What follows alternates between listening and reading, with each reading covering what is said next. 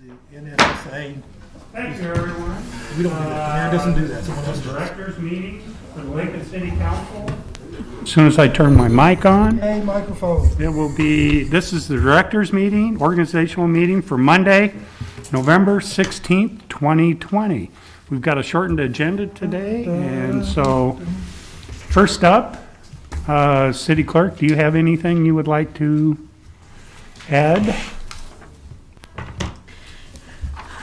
We have a couple of items here on our council agenda. Okay. For our consent agenda, items 1A and B will be introduced by Christensen. Items 1C through 1F will be introduced by Raybold. I have one clerical note for item 1G. That item itself is just to be placed on file, a report that we have. Okay. So no vote or action will be needed for that. And then we have our items on section 2, 2A through 2D will be introduced by Christensen. Those are setting the hearing dates for future liquor applications. You said A through D? Yep. 2A as in apple through D as in David. Then our public hearing liquor resolutions, item 4A and B will be called together. Items 4C and 4D as in David will be called together. Item 4E and 4F will be called together. 4G and 4H called together. 4I and 4J called together. And item 4K is an SDL application that I sent earlier this afternoon. Okay. Our public hearing ordinances, second reading and resolutions, section 6, items 6F through 6H will be called together. All related items regarding the LES budget. And they will have action on all three items. Action will be requested 3 weeks from now on December 7th of 2020. That's in our ordinance, but it has to be 10 days, not 7. And then I believe that is all I have. We have one other item, pending list date certain. Just a reminder, item 9A, we will have action on that next week on November 23rd, 2020, and open mic this evening. Okay, thank you. Sonia, I want to make a note on pending date certain 9A. Okay. As I was reviewing that in depth, we don't have the current files in the agenda attached in files. I've asked that they be uploaded to Pat's so that we can get them. Okay.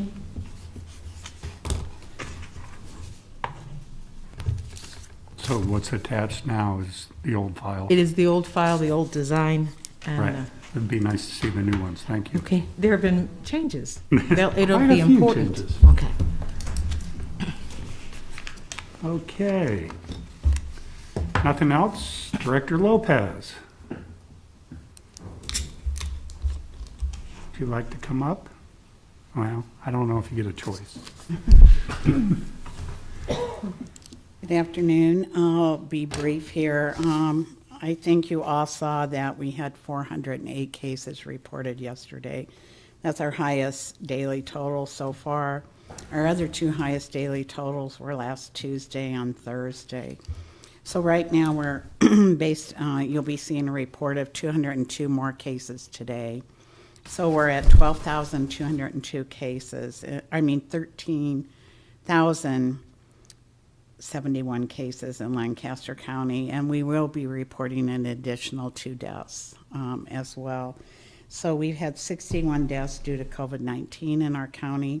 16 of those deaths were reported this month. We had 21 deaths for the whole of October.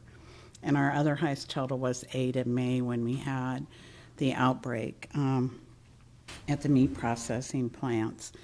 The total, 11/15, let's see, our single highest daily total, I told you, in the past 8 days, we've had those 3 high peaks. So we're on board for over 600 cases, and we're just in the second day of the week this week.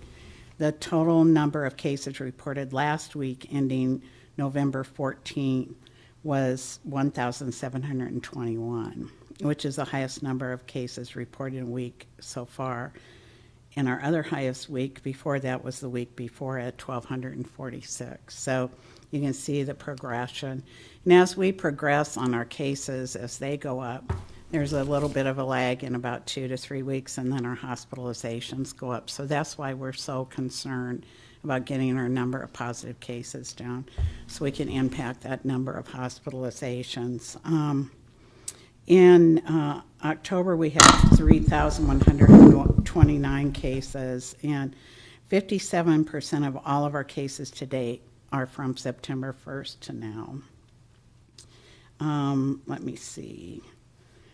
In the last 10 weeks, 40% of our cases are in the 30 to 59 age group, and another 13% of the cases are in the 60 to 79% age group.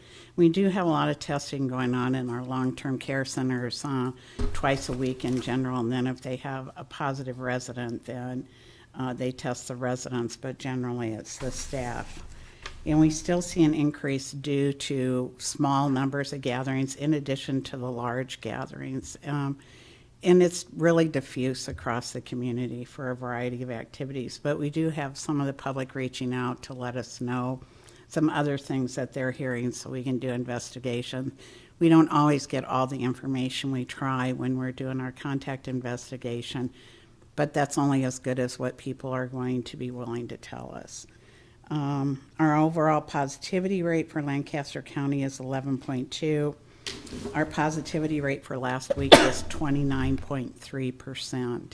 So anything over 15% means that we can have a huge impact on our hospital rates and our mortalities.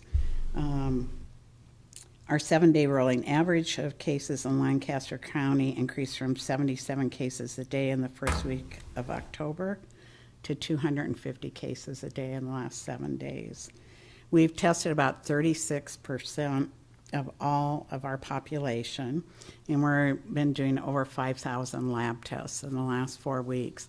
We're going to be moving the Test Nebraska site just a little bit at Gateway. You may have heard they've been building these pods, one of our local businesses. I call them garages, but I think pods is the right word.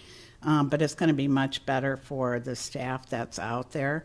So we'll be moving our unit, our trailer, in the portable restroom, but then the pod will be there, and it's heated by a generator, or powered by a generator that would, as the state explained to us, could run a small manufacturing plant. So I think the staff will be warm. It'll be a much better setup for them. And it'll be just north of the Gateway shop in the parking lot there. So I always think of where the post office is, kind of in that area. So we'll have a good traffic flow. We've worked with police and all of them to get that move done on Sunday. So we're really encouraged about that.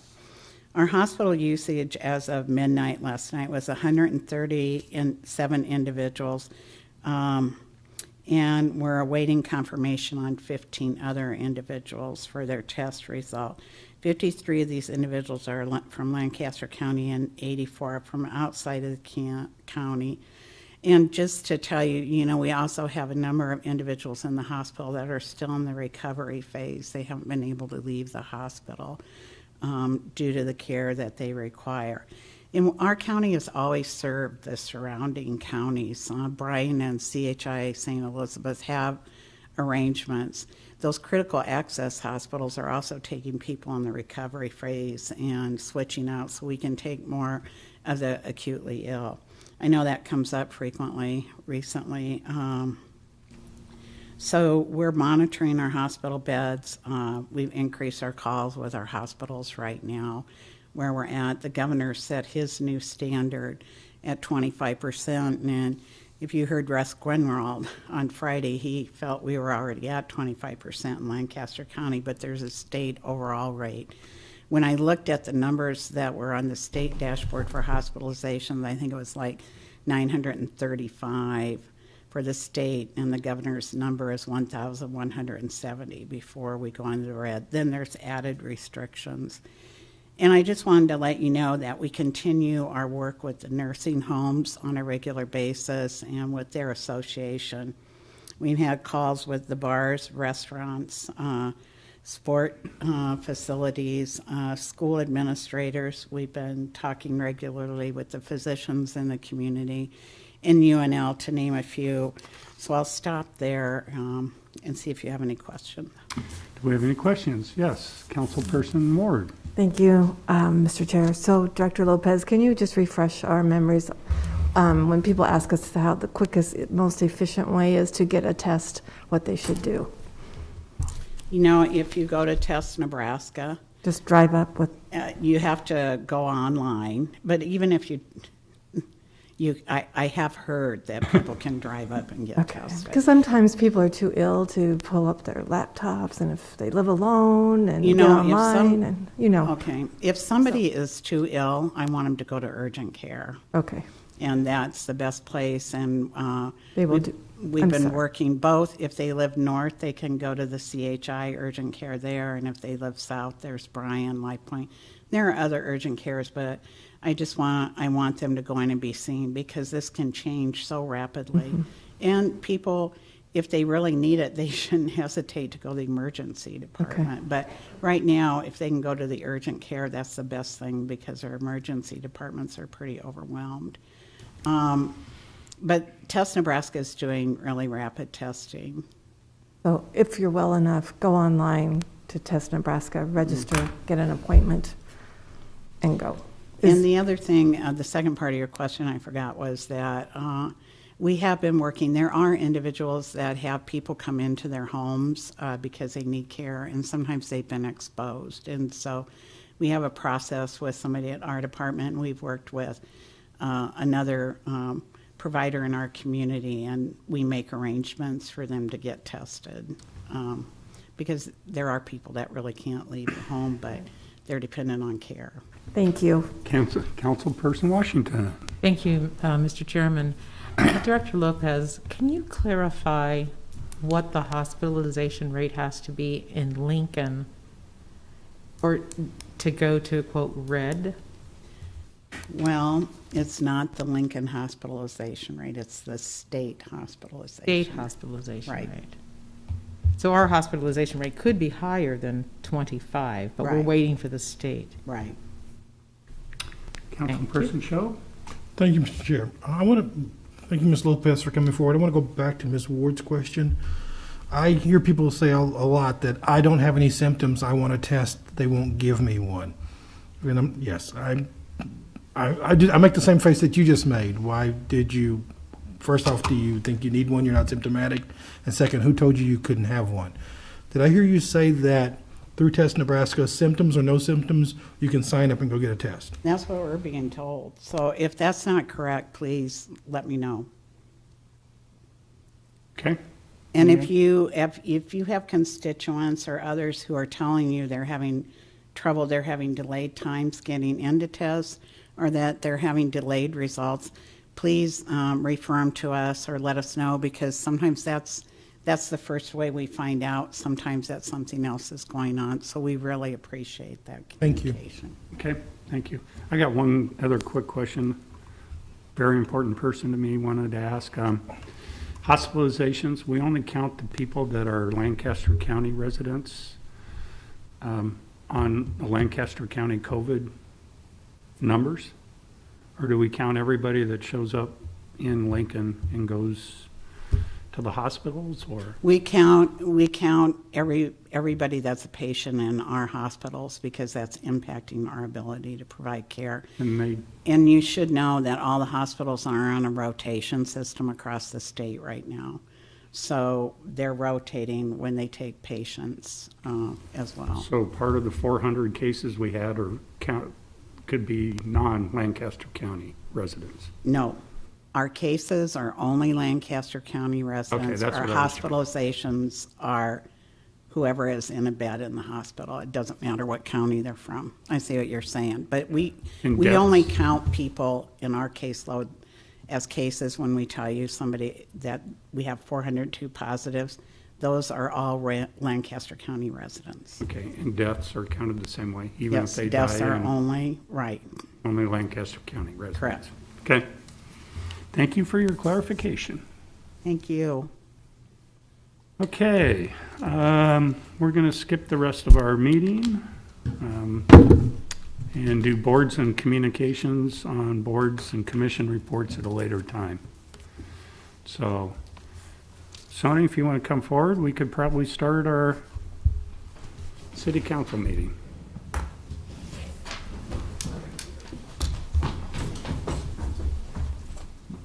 That was quick. Sorry. We're all watching on TV, so if you need something, say something and we'll hustle in. Okay, sounds good. Thanks. Thank you, John.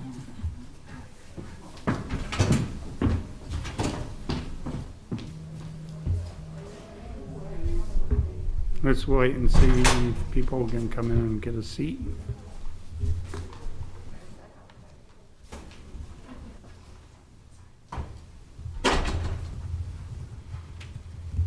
Wait, I'm gonna do this real quick.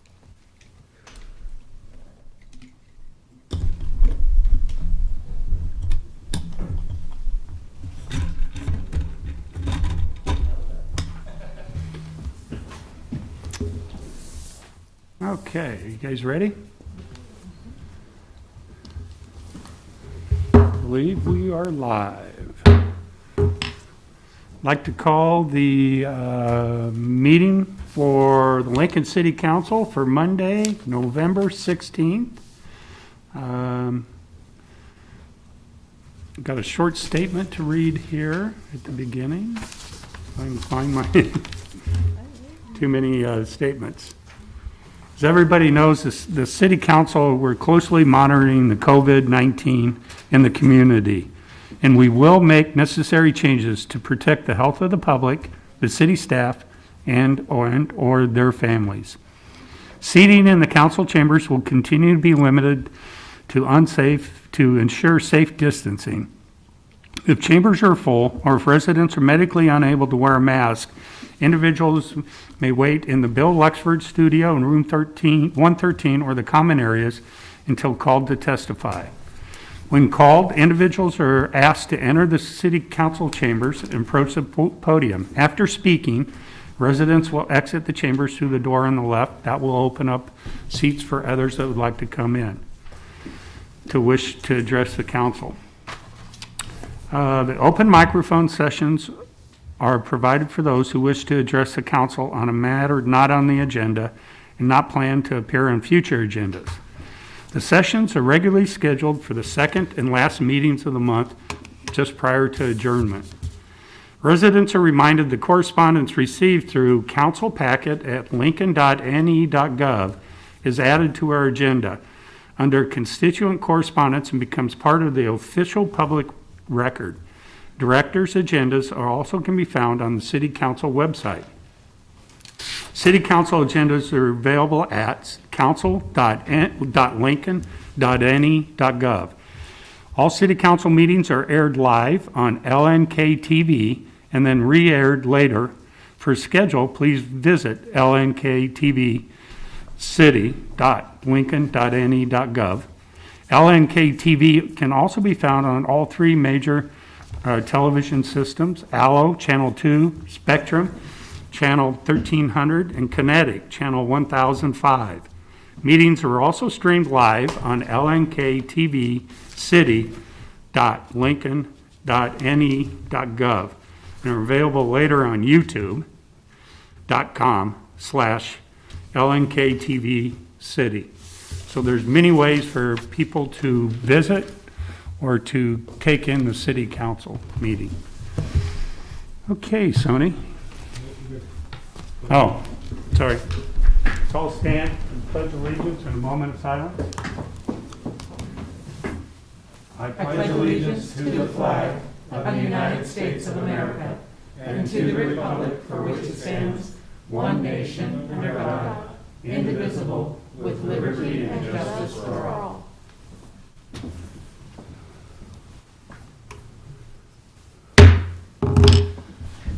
Thanks, everyone, for being patient with me. Okay, Madam Clerk.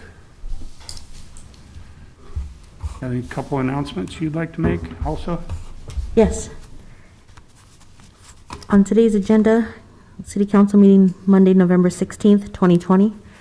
Due to the Thanksgiving Day holiday, the City Council will not meet on Monday, November 30th, 2020. Limited seating is available in the council chambers, or you may wait in the Bill Luxford studio or the hallway until your item is called. You can then enter the council chambers and come to the podium. After you are finished speaking, you can exit on the chambers, through the chambers to the doors on your immediate left. Our first item on our agenda is our consent agenda, sections 1 through 2. Anyone like to come forward on any item on our consent agenda, items 1 through 2? Seeing none, move on. Item 1A is approving a contract between the City of Lincoln and Sovos Compliance LLC for software to generate and electronically file 1099 tax forms for tax years of 2020 through 2022, introduced by Christensen. So moved. Second?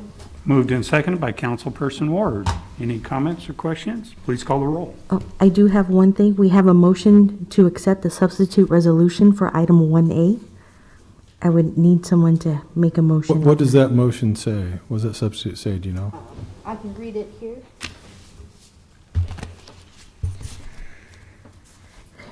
The motion is to hereby amend Bill Number 20R-472 to adopt a substitute resolution. I believe there were certain changes in regards to the resolution itself, and I can read that into record.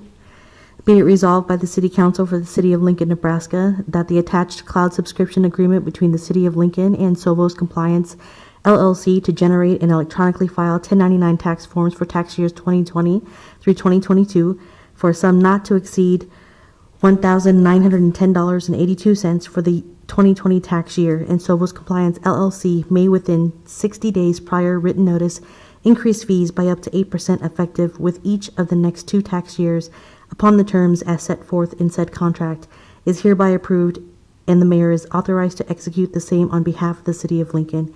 Be it resolved that the city clerk is hereby directed to transmit one signed copy of the signature page to Dwight Furrer, City of Lincoln Finance Department, for transmittals to the parties. So moved. Second. Moved and seconded by Councilperson Raybold for the substitute resolution, correct? Correct. Any comments or questions? What was the nature of the changes? Was it just the dates? Brandon, would you like to come forward? Director Kaufman? Brandon Kaufman, Finance Director for the city. So this was a late notice for us change so this is a multi-year contract, which is why it's come before the council. This company helps us file the 1099. So the IRS made a requirement for the 1099 NEC forms, which are, we could file through them and then they would communicate with the states. They're no longer doing that. And so now we need this company to help us assist. So the change was to help in that matter, to file with the individual states as well, and an increase of $700 on an annual basis. Yeah. Thank you. Any other comments or questions for Director Kaufman? Any other comments or questions at all? Please call the roll. This is calling the roll for the substitute resolution. Correct. Okay. Raybold? Yes. Christensen? Yes. Washington? Yes. Schob? Yes. Ward? Yes. Bowers? Yes. McGinnis? Yes. Motion carried 7-0. Item 1B is approving a contract between the City of Lincoln and Olson Associates for construction engineering services for the 56th and Yankee Hill Road project, introduced by Christensen. So moved. Second. And moved and seconded by Councilperson Washington. Any comments or questions? Please call the roll. Ward? Yes. Bowers? Yes. Schob? Yes. Raybold? Yes. Washington? Yes. Christensen? Yes. McGinnis? Yes. Motion carried 7-0. Item 1C is assessment resolution for Downtown Core Management Business Improvement District for Board of Equalization to be held Monday, November 23rd, 2020 at 5:30 PM, introduced by Raybold. So moved. Second. Been moved and seconded by Councilperson Christensen. Any comments, questions? Please call the roll. Bowers, Yes. Washington, Yes. Ward, Yes. Raybold, Yes. Schob, Yes. Christensen, Yes. McGinnis. Yes. Motion carried 7-0. Item 1D is assessment resolution for Downtown Management Business Improvement District for Board of Equalization to be held Monday, November 23rd, 2020 at 5:30, introduced by Raybold. So moved. Second. Been moved and seconded by Councilman Christensen. Any comments or questions? Please call the roll. Schob, Yes. Christensen, Yes. Raybold, Yes. Bowers, Yes. Washington, Yes. Ward, Yes. McGinnis. Yes. Motion carried 7-0. Item 1E is assessment resolution for Downtown Maintenance District for Board of Equalization to be held Monday, November 23rd, 2020 at 5:30, introduced by Raybold. So moved. Second. Been moved and seconded by Councilman Christensen. Any comments? Seeing none, please call the roll. Christensen, Yes. Raybold, Yes. Ward, Yes. Washington, Yes. Schob, Yes. Bowers, Yes. McGinnis. Yes. Motion carried 7-0. Item 1F is assessment resolution for West Haymarket Downtown Maintenance District for Board of Equalization to be held Monday, November 23rd, 2020 at 5:30, introduced by Raybold. So moved. Second. Been moved and seconded by Councilman Christensen. Any comments, questions? Please call the roll. Ward, Yes. Washington, Yes. Bowers, Yes. Christensen, Yes. Raybold, Yes. Schob, Yes. McGinnis. Yes. Motion carried 7-0. Items 2A through 2D was introduced by Christensen. So moved. Second. Been moved and seconded by Councilperson Raybold. Any comments or questions about setting the hearing dates, right? Correct. Okay. Seeing none? Ward, Yes. Washington, Yes. Bowers, Yes. Schob, Yes. Raybold, Yes. Christensen, Yes. McGinnis. Yes. Motion carried 7-0. That concludes our consent agenda. We can move on to section 4, public hearing liquor resolutions. I'll call items 4A and 4B together. Application of JJA KU4 LLC doing business as One Light for a Class C liquor license and the related manager application of Jeffrey L. Holt located at 1140 O Street. Is Jeffrey here? Would you like to come forward?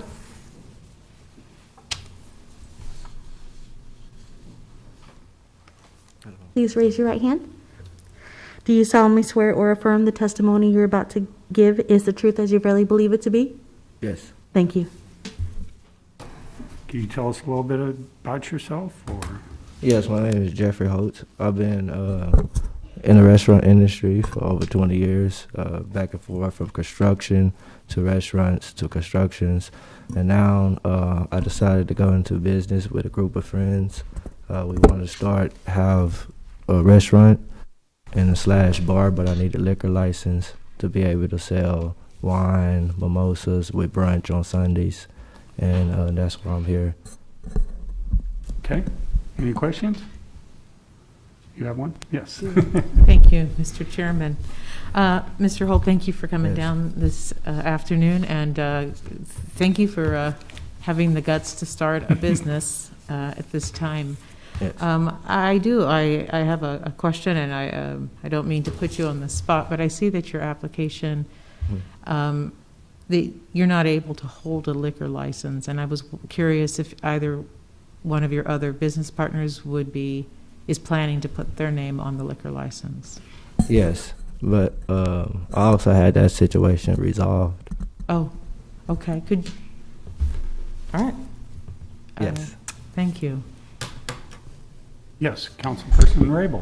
Thank you, Mr. Holt, for coming down. Can you tell us a little bit about the restaurant side? What's your menu going to look like? Yes, it's going to be almost like a scratch kitchen, but seafood, regular bar food, but also like steak, Caribbean. It's going to be international food and things like that. Okay, thank you very much. Yes. Councilperson Show. Thank you, Mr. Chair. I'd like to follow up on Councilwoman Washington's questions and have Officer Hofer come and help us for a moment.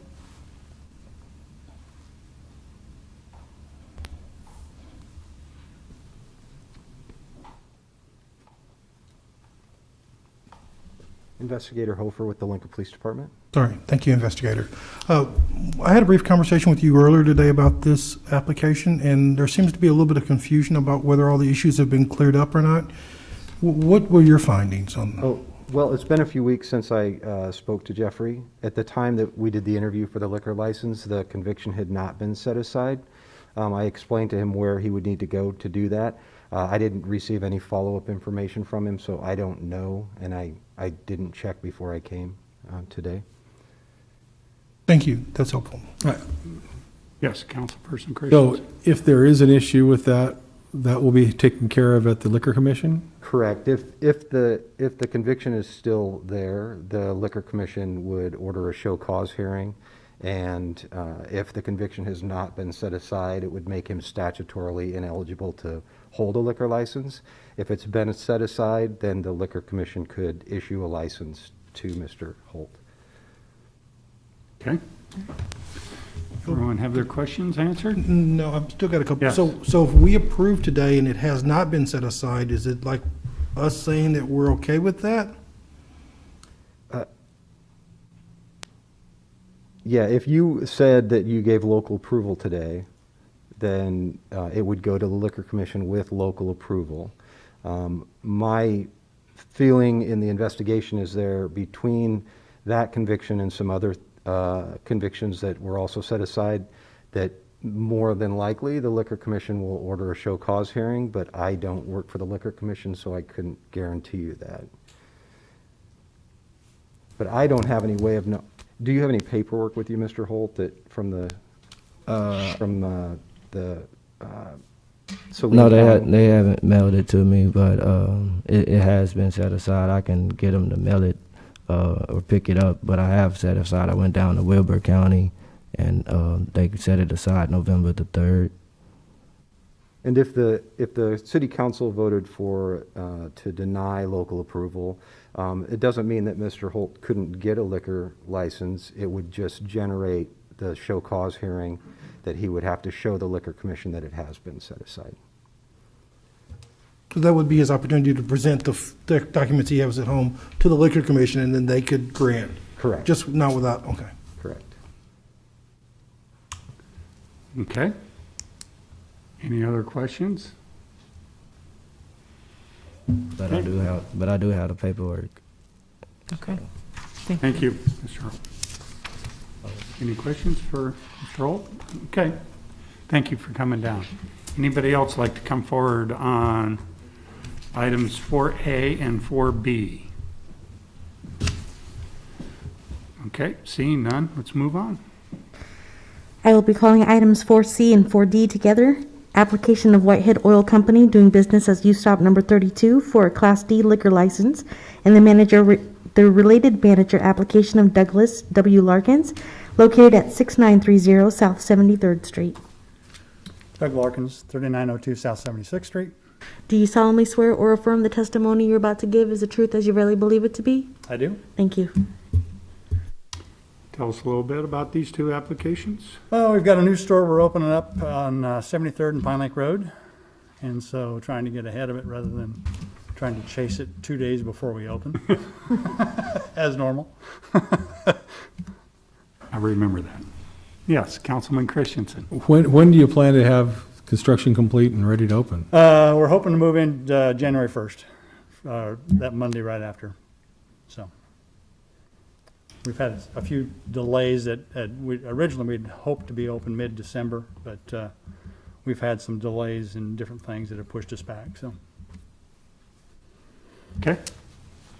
Any other questions? Nope. Thanks for coming down. Thank you. Would anybody else like to come forward on items 4C and 4D? Okay, seeing none, let's move on. I will be calling items 4G and 4H together. Application of DJTE Inc. doing business as Cook's Cafe for a Class I liquor license at 333 North Cotner Boulevard, Suite 1 and 3, with the related application of Jessica L. Simons. Do you solemnly swear and affirm that the testimony you're about to give is the truth as you really believe it to be? Yes, ma'am. Thank you. Yes. Jessica, can you tell us a little bit about I'm Jessica Simons. I own Cook's Cafe for 8 years now. We've moved to a new location and we want to expand our menu to some brunch and dinner items, and we would like a liquor license. Any questions for Ms. Simpson? Nope. Yes. Yes, I do. Mr. Chairman, thank you. Good afternoon, Ms. Simmons. Good afternoon. Hi. I read your application and saw that it looks like this business is being reopened. Yes, ma'am. And is this your first business? Yeah. I mean, that Yes. you don't. I mean, I can see that you've been in Yes, ma'am. in the industry for quite some time. Can you tell us a little bit about sort of the concept you have for your restaurant and how much alcohol plays a part in that concept? I don't anticipate it to play a very big role, but the younger crowd kind of likes brunch, mimosas, Bloody Marys. I just kind of like to capitalize on some of that. So Okay. expand my menu into that region a little. All right. Thank you very much. Thank you. Any other questions? Nope. Thank you for coming down. Thank you. Anybody else like to come forward to speak on items 4G and H? Seeing none, let's move on. I'll be calling items 4I and 4J together. Application of wine, beer, and spirits, doing business as wine, beer, and spirits for a Class C liquor license at 5220 North 27th Street, and the related manager application of Bo H. Starkle. Do you solemnly swear or affirm that the testimony you're about to give is the truth as you really believe it to be? I do. Good afternoon, Mr. Chairman, members of the council. My name's Sean Kelly, 2804 South 87th Avenue, Omaha, Nebraska. Appearing on behalf of the applicant this afternoon. The applicant is not new to this business. They have two craft brewers called Thunderhead in Omaha, and also a wine, beer, and spirit store as well. This is the second one of that endeavor. 25,000 square feet. Just think about any wine, spirit, or beer you'd like to have, and they'll have it. So with that, I'm happy to answer any questions. Do we have any questions? Nope, seeing none. Thank you for coming down. I'd like to. Anybody else like to come forward on this item? Okay. I would note one thing, excuse me, Mr. Chairman, that we actually got a letter in support of this. Okay. Received one email in support. It's good to know. Anybody else like to say anything? Nope. Seeing none, let's move on. I'd like to apologize to, I did skip items 4E and 4F. I'd like to call those items together.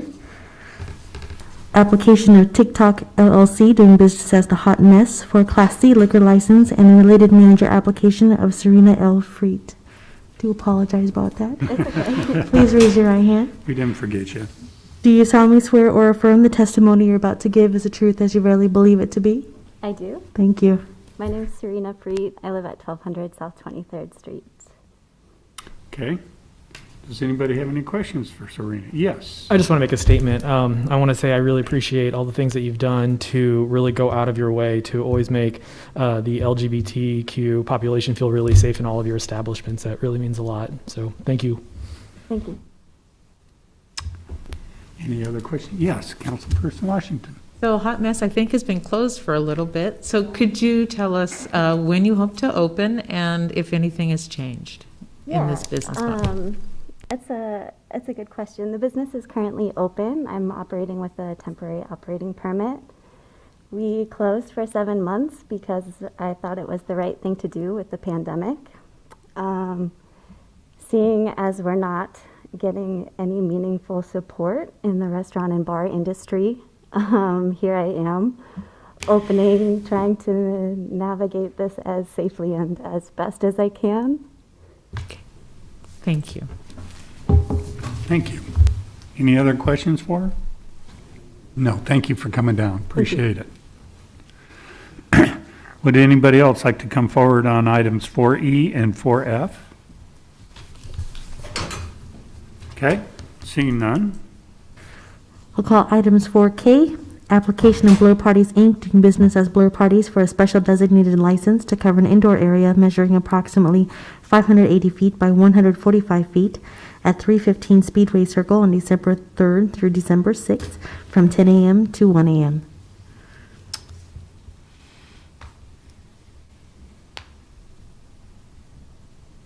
Thank you. I'm Stacy with Blur Parties. Oh, we don't need to swear you in for this. Go ahead. Oh, okay. Yeah, we are applying for a first-time SDL for the property of 315 Speedway Circle Basketball Complex for the first weekend in December. And asking, for your approval, we'd like to potentially do events there down the road and assist with their, they have some services they'd like to provide some of their spectators and guests for the events that they host. And so this is a first-time application to, I guess, initially approve the property based on the approval from planning and safety and obviously following the guidelines with the health department and working with them on DHM measures. Good. Yes, Councilman Rabel. Thank you very much for coming down. Could you tell us a little bit about the events that the facility is hosting? Yeah, absolutely. So as Blur Parties and the license holder, we typically do annual events, which is why we have an SDL. Big events for like the College World Series and some other events surrounding Nebraska football. And this year has been unique for us. We've brought in about 8% of our revenue so far. So we're expanding our business, utilizing that Class K. And we've been working with the Speedway properties for a while, not only the soccer complex, but basketball, because they've had some interest from their spectators and guests who do utilize their properties to serve alcohol. So for anything going forward might be, adult basketball leagues, practices, a variety of different things. They do things at the complex there at the basketball facility throughout the year.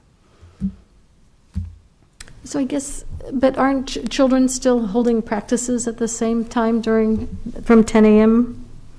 on? That is a really good question. Right now, prior to, we applied for the application and got on the city council prior to the announcement on Friday of youth sports. So we're under the understanding right now youth sports are on hold till past December 7th. They are still in review of maybe potentially working with the health department on doing some adult activities that weekend. Not sure if those are approved or not yet, but we wanted to go ahead and step forward and discuss the property for anything going forward that would be approved once, some of the guidelines have lightened up. Okay. Any other questions? Yes, Councilperson Mr. Washington. Chairman, thank you. Good afternoon. I have a couple of questions about the event that you are planning that weekend. So could you describe the event? And I don't mean to make it just make work for you right now, because I'm curious how your event fits within the DHM right now. But could you tell me a little bit about the event that you planned that weekend? How many people you expected to attend? So it's not actually an event that Blur Parties is hosting. So normally throughout the year, we're hosting our own events, which is what we use the SDLs for. This is in conjunction with Speedway. So we're going to come in and assist and sell cash bar for their spectators. So knowing right now, it's not an event that we're hosting. It's helping them. We're utilizing our catering, side of the Class K. So if there happen to be adult leagues that weekend, they're going to follow any DHM guidelines. If that's 25% or less of the capacity, we'll be there servicing the guests as far as offering them any alcohol for sale. Yes, Councilperson Cho. Thank you, Mr. Chair. Stacy, thanks for coming forward. Thank you. Piggybacking on something Ms. Rabel mentioned earlier, I'd like some assurances from you that your staff is all trained on this. There'll be some way to check IDs and make sure only adults are participating, things like that. Because as you said, we're not sure what this week, that 3rd through the 6th is going to hold. Correct. But tell me a little bit about you told us you have a license, and so you've done this before. Give me a little bit more assurance that you can do this no matter what the circumstances are. Absolutely. So myself and my business partner, Eric Goldman, we both hold the management for our liquor license. So no matter what, we're going to be there on site and serving. I'm also a former professor at the university under the hospitality program. So we have some great interns and things of that nature that are also servers in the community that hold the Lincoln server seller license. Thank you, yes. So we'll definitely make sure that whoever's serving is properly licensed. And trained, yeah. Just like any of our other events, we'll make sure that, security is properly taken care of. Any DHN measures as far as sanitation, things of those natures are taken care of. The storage of the alcohol, everything, we'll make sure all that's taken care of under our license. Thank you. Those were the things I wanted to hear. Thank you. Sure. Do we have any other questions? Nope. Thank you for coming down. Yeah, thank you so much. Do we have anybody else who'd like to come forward on item 4K? Thank you. Yes. I move approval of items 4A through K. Second. Been moved and seconded by Councilperson Ward that we approve items 4A through 4K. Any comments? Yes, Mr. Show. Thank you, Mr. Chair. And Mr. Christian, thank you for your motion. I'm still a little fuzzy on the 4A and B. If we vote to approve this, there's still a chance the Liquor Commission can review that. If it arrives, my understanding is if it arrives at the Liquor Control Commission without documentation of vacation of that conviction, it will automatically go to a show cause hearing. Okay. Any other questions? Okay, seeing none. Thank you. Fine? Okay. I'm good. Thank you. Please call the roll. Christensen, Yes. Schob, Yes. Raybold, yes. Bowers, Yes. Ward, Yes. Washington, McGinnis, Yes. motion carried 7-0. Okay, on to public hearing resolutions. Item 5A is declaring the official intent of the city to reimburse certain expenses in connection with acquiring, constructing, equipping, and furnishing street improvements of the city from the proceeds of bonds issued by the city. Director Kaufman? Good afternoon. So this will be a co-presentation with Lizones and I. So Get out the back. But I'll talk on the technical side of this, and I think she's going to talk on the operations side of this as well. So, so the first one that we have is for highway allocation bonds, and so this isn't actually for the request to issue the bonds currently. This is a reimbursement resolution, so we're declaring our intent that we're going to reimburse ourselves from when we issue bond proceeds in the future. So and these potential bonds would then be repaid through highway allocation tax funds that are received from the state. So included in the CIP budget for the 2021 was a $10 million allocation for street improvements, with the thought that those would be funded by highway allocation bonds, likely probably a 10 to 20 year issuance for those bonds.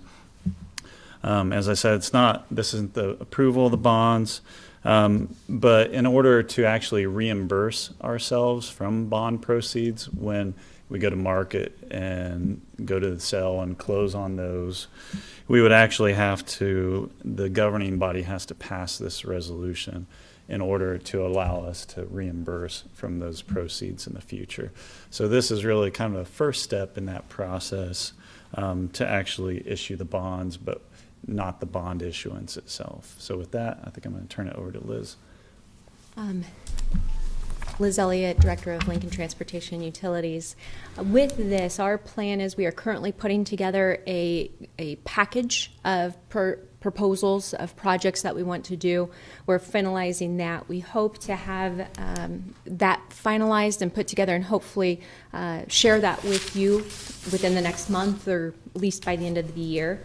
The plan then is once we have that finalized, we are utilizing the Advisory Committee on Transportation, or ACT, just like we did with Lincoln on the Move, because we wanted to get that public input and feedback on those proposed projects. So we will go through the process similar to what we did on Lincoln on the Move. So like Brandon was indicating, this is just the initial part. We will come to you with some proposed projects before the final vote on that. So you have an idea of what we're looking at and can give us your feedback and thoughts on those proposed projects. Questions? Mr. Shob? Yeah, let's go. I can do that. I figured you had that look. So, thank you both for coming forward. I appreciate this. If I got this straight, you're asking us to authorize you to do your due diligence to issue bonds when it's timely, and then we'll use those to reimburse in the future when the projects are done. So I think from a process standpoint, this would allow, so when LTU goes out to, let's say they go out to bid in March to get their projects to start. So before we've actually issued money, so if those bills come in and we pay those, when we issue the money, let's say in August of 2021, once we close on those bonds and that cash is in the bank, then we can reimburse ourselves from those bond proceeds. So it's this is just a requirement by the IRS. So it won't delay any projects from actually getting completed. It's just more of a bookkeeping after the, yeah, I'm gonna stop talking. Yeah, it won't stop any projects from being completed, but it'll allow us to make sure we can reimburse ourselves when we do issue those bond proceeds. Thank you. Any other questions? I have one quick one. This is on just 5A, and that's for the streets. Correct. This is just the highway allocation bond. It's just the highway allocation? Yes, the next one, I believe, is the cops. Is that correct? Yes. Okay. Okay. Any other questions on 5A? And we'll call people up on 5A and B here when we're done with 5B. Would anybody like to come up on 5A? Seeing none, let's move on to 5B. Didn't have to go too far. 5B, declaring the official intent of the city to reimburse certain expenses in connection with acquiring, constructing, equipping, and furnishing snow removal and sidewalk improvements from the proceeds of certificates of participation of the city. Okay, so similar issue. This is a reimbursement resolution. In this case, though, however, it deals with sidewalk improvements in the community and also street, which I think Liz is going to go into. Sorry, did I say street? I mean, snow equipment. Yeah.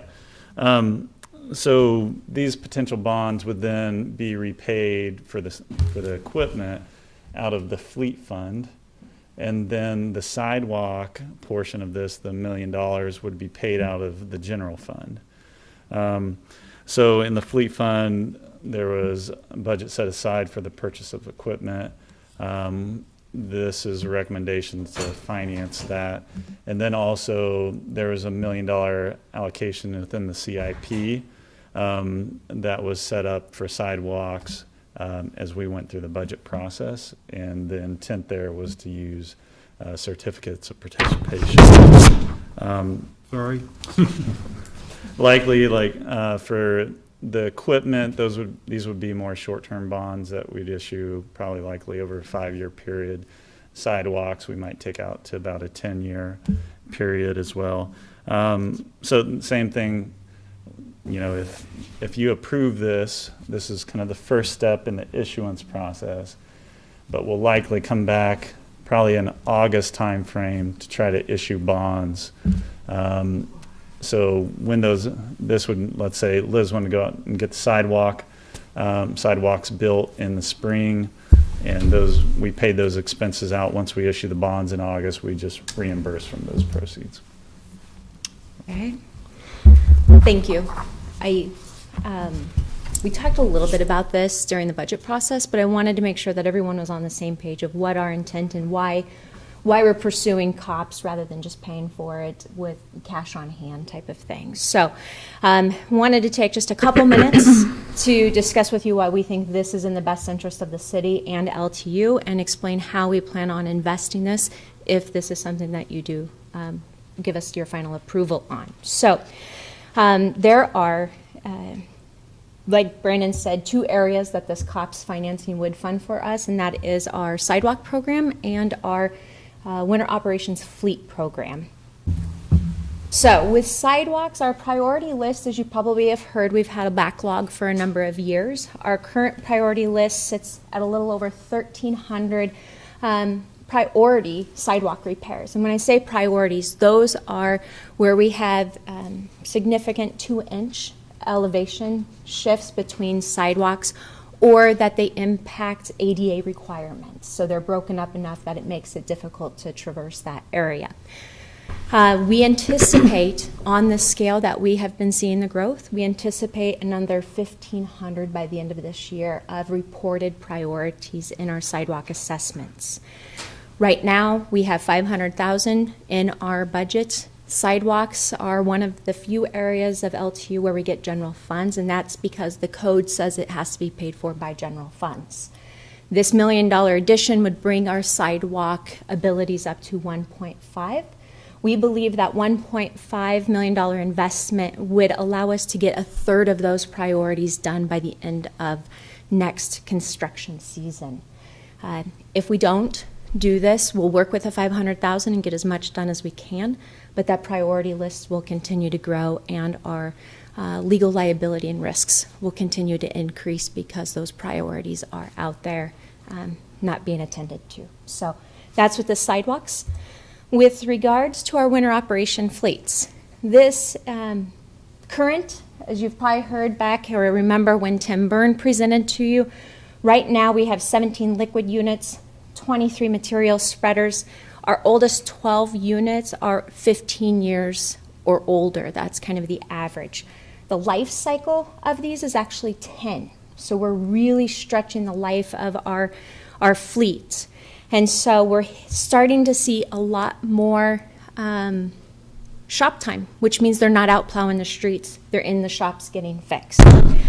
So this is not typically how we like to fund our fleets or any of our business in LTU. We prefer to have the pay before you go financing option, and we have the cash on hand.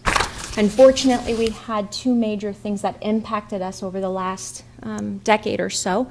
The first one was the 2008 recession, and what happened there, the solve that we were able to use at that time took the 100% replacement funding that we were doing, putting aside money every budget cycle. That got cut from 100% down to 46%, and we've been operating at that 46% since 2008. This fiscal year is the first time that LTU is fully funding 100% our replacement savings, but it will take us time to build that up. The second thing was that 18-19 winter. That was the greatest snowfall that we've had since 1900. And we had to take the $2 million that we had in savings for fleet and put it towards that winter resources. So that went to buy salt and those types of material and the overtime and the contractor cost for that. So because this isn't the way we want to move or go forward, we do have a plan for this. The first part of that plan is to start funding 100%, which we have done and was in that approved budget. So we are starting the savings up again, but because we're starting at zero, it's going to take us some time to fix our alien fleet. This is for the entire heavy fleet. So this includes the stuff that we use, pothole filling, our drainage, those types of things. So that's the first part. The second part is investing through COPS. With this $3.57 million investment, we will be replacing those 12 oldest plows and spreaders. That payment, that debt payment, is budgeted in our approved budget. And at the time, if you're looking at it, if we're going to do an 8-year payoff, the annual payments are about $488,000. I think when we did that, it was estimated on a 2% interest rate, I think. So that's roughly gives you an idea if we were doing an 8-year, which is no more than what we would want to do. And like Brandon said, it would be somewhere between 5 and 8 probably. So that's kind of the plan for that.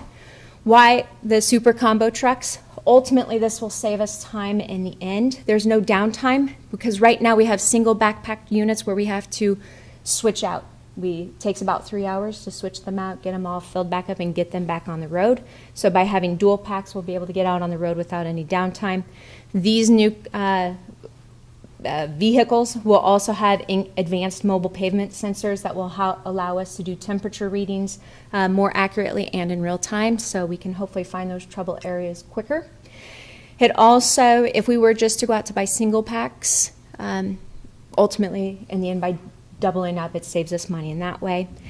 But like I said earlier, we are spending a lot of time in the shop, and we have found out already with the first winter storm event that we've had this year, we had a number of vehicles that were in the shop and not on the road. That means we're not getting streets plowed fast or as quickly as we would like. And again, increased maintenance, just increased parts costs and things like that. Just like a vehicle, at some point it costs too much to repair it, you might as well just replace it. And it's the exact same with these heavy fleet equipment. So this plan is supported by the experts. Both the city finance department supports this, but we also did a fleet study by Mercury Associates, and they, in assessing, they obviously prefer the pay before you go plan as well, but in the event that you can't do it, they recommended that we do the borrowing and start replacing 100% of our replacement fund. Hopefully within the next 10 years, we can get back to that savings where we can pay as we go with cash on hand. So with that, if you have any questions, I'd be happy to answer, and I can forward additional information to you if you need that. Do I have any questions? Yes, Councilman Christensen. I have questions for Mr. Kaufman. Stay up here. You're not getting away that easy. I'm sure not. How much money does the city currently have outstanding in COPS indebtedness? It's a good thing I brought that. Almost like you anticipated that, huh? Yeah. Let's say if we didn't add any debt toward the end of this year, at 2021, we'd have about 25 million outstanding. Okay. And so how much were you talking about on this? So in total, that would be about 4.5 million that would, in addition. Okay. Now, will that come back to when it's time to issue the bonds, will that come back before the council? Yes, all bond issuances, whether it's a bond, a lease purchase type agreement, all those come before the council for approval. So right. For some of these, I'm trying to time it because, let's say on the highway allocation bonds or the COPS, there might be others that, like for highway allocation, we got 10 this year, we're looking at 15 next year. So I'm trying to time it kind of mid between the 2 years to have cash available. So we'd come back probably in an August timeframe for approval. Okay, so this vote today is not authorizing issuance of bonds, but it is declaring an intent? It's declaring the intent to reimburse ourselves from bond proceeds in the future. But let's say in the future, if the council said, we're not going to issue these bonds, in that case, we're not obligated to issue the bonds. But if any money was spent in LTU at that point, then we'd have to come up with another funding source to be able to fund that. So this is a first step, but it's not an obligation. So if something were to happen between now and then that made it look like we did not want to issue those bonds, we could say, you know what, we're not going to do it. Yes. Okay. If I can add, just because this did bring up another thought that I had, if we do want these, the winter fleet by next winter, we do have to have them ordered by the end of the year. Otherwise, we will not get them in time for next winter because these are a make as you go, build as you go type of situation. So we would be looking at, hopefully, we would want to be issuing these purchase orders by the end of the year so we could have them for next year because it's already too late for this year. Councilperson Rabel. Liz, just to be clear, so if we go out for the certificates of participation, that allows us to shift the money that we have set aside for the equipment and redirect it towards sidewalk improvements, correct? Or am I not following? You want to take this one? Yeah, sure. So I think now you're kind of mixing funding sources. Okay, where, that's what I thought. Like the fleet fund is an internal service fund, and then it charges back to other funds. So in this case, for the fleet improvements, it would be paid out of this fleet fund, the debt would, but then it's kind of charging the transportation operations and maintenance fund, which is funded through wheel tax highway allocation dollars, or the funding sources for that. So, and then in the sidewalks case, that funding source is the general fund. Okay. So we can't mix those two kind of sources of money. Okay, thank you. Other questions? I have a couple. Director Elliott, you are doing, I think, a lot more third-party contracting for snow removal this year. You're planning on doing a lot more? That is correct, yes. For the residential parts, So our contractors for the arterials are the same. Correct. So if we decided not to buy this equipment and we still needed, we do have a different way to get the streets cleaned through private industry? These actually are the large winter operation plows that are used on the arterials, not the residentials. On the residentials, we're using the smaller equipment just because you just can't get down a,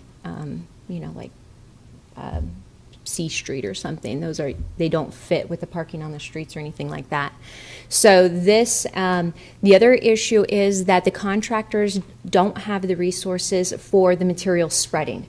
We don't use them for spreading brine, salt, sand, and gravel. If they do, it's the much smaller ones that you see in parking lots. So they might have those resources that they can do on a very small scale, but they would not be able to accommodate our arterial or other major roads with the material spreading. Okay. And then Director Kaufman said that these would probably be 5 years, but you were mentioning an 8-year period payback? We hadn't finalized on exactly. That one was just to give you kind of an estimate. Again, I think that was also based on a 2% interest rate. I'm not even sure where the interest rates would be at this point. So that was just to give an estimate of what the repayments would look like. Okay. Typically, as we get closer to the actual bond issuance, is when we'd be finalizing the structure of what the bond's going to look like. And you say these will be paid back, basically on the trucks, will be paid back to the fleet from the individual departments? That is correct. So all but drainage and Parks and Rec, because they're general funds, they are still at that 46% repayment plan or investment plan, where all of the other LTU divisions are at 100%. So that is all coming from LTU funding, which would be the highway allocation, the wheel tax, the gas tax, those funding sources, not general funds or Lincoln on the Move funds. Okay. So you're saying these will come out of road money that we receive for roads? It is coming out of what has already been allocated for fleet maintenance. We can't build roads if we don't have the equipment to do it. So in a sense, yes, it is, but it is already something that's budgeted every year in our budgeting process. So it's not necessarily taken away from any street projects or anything like that.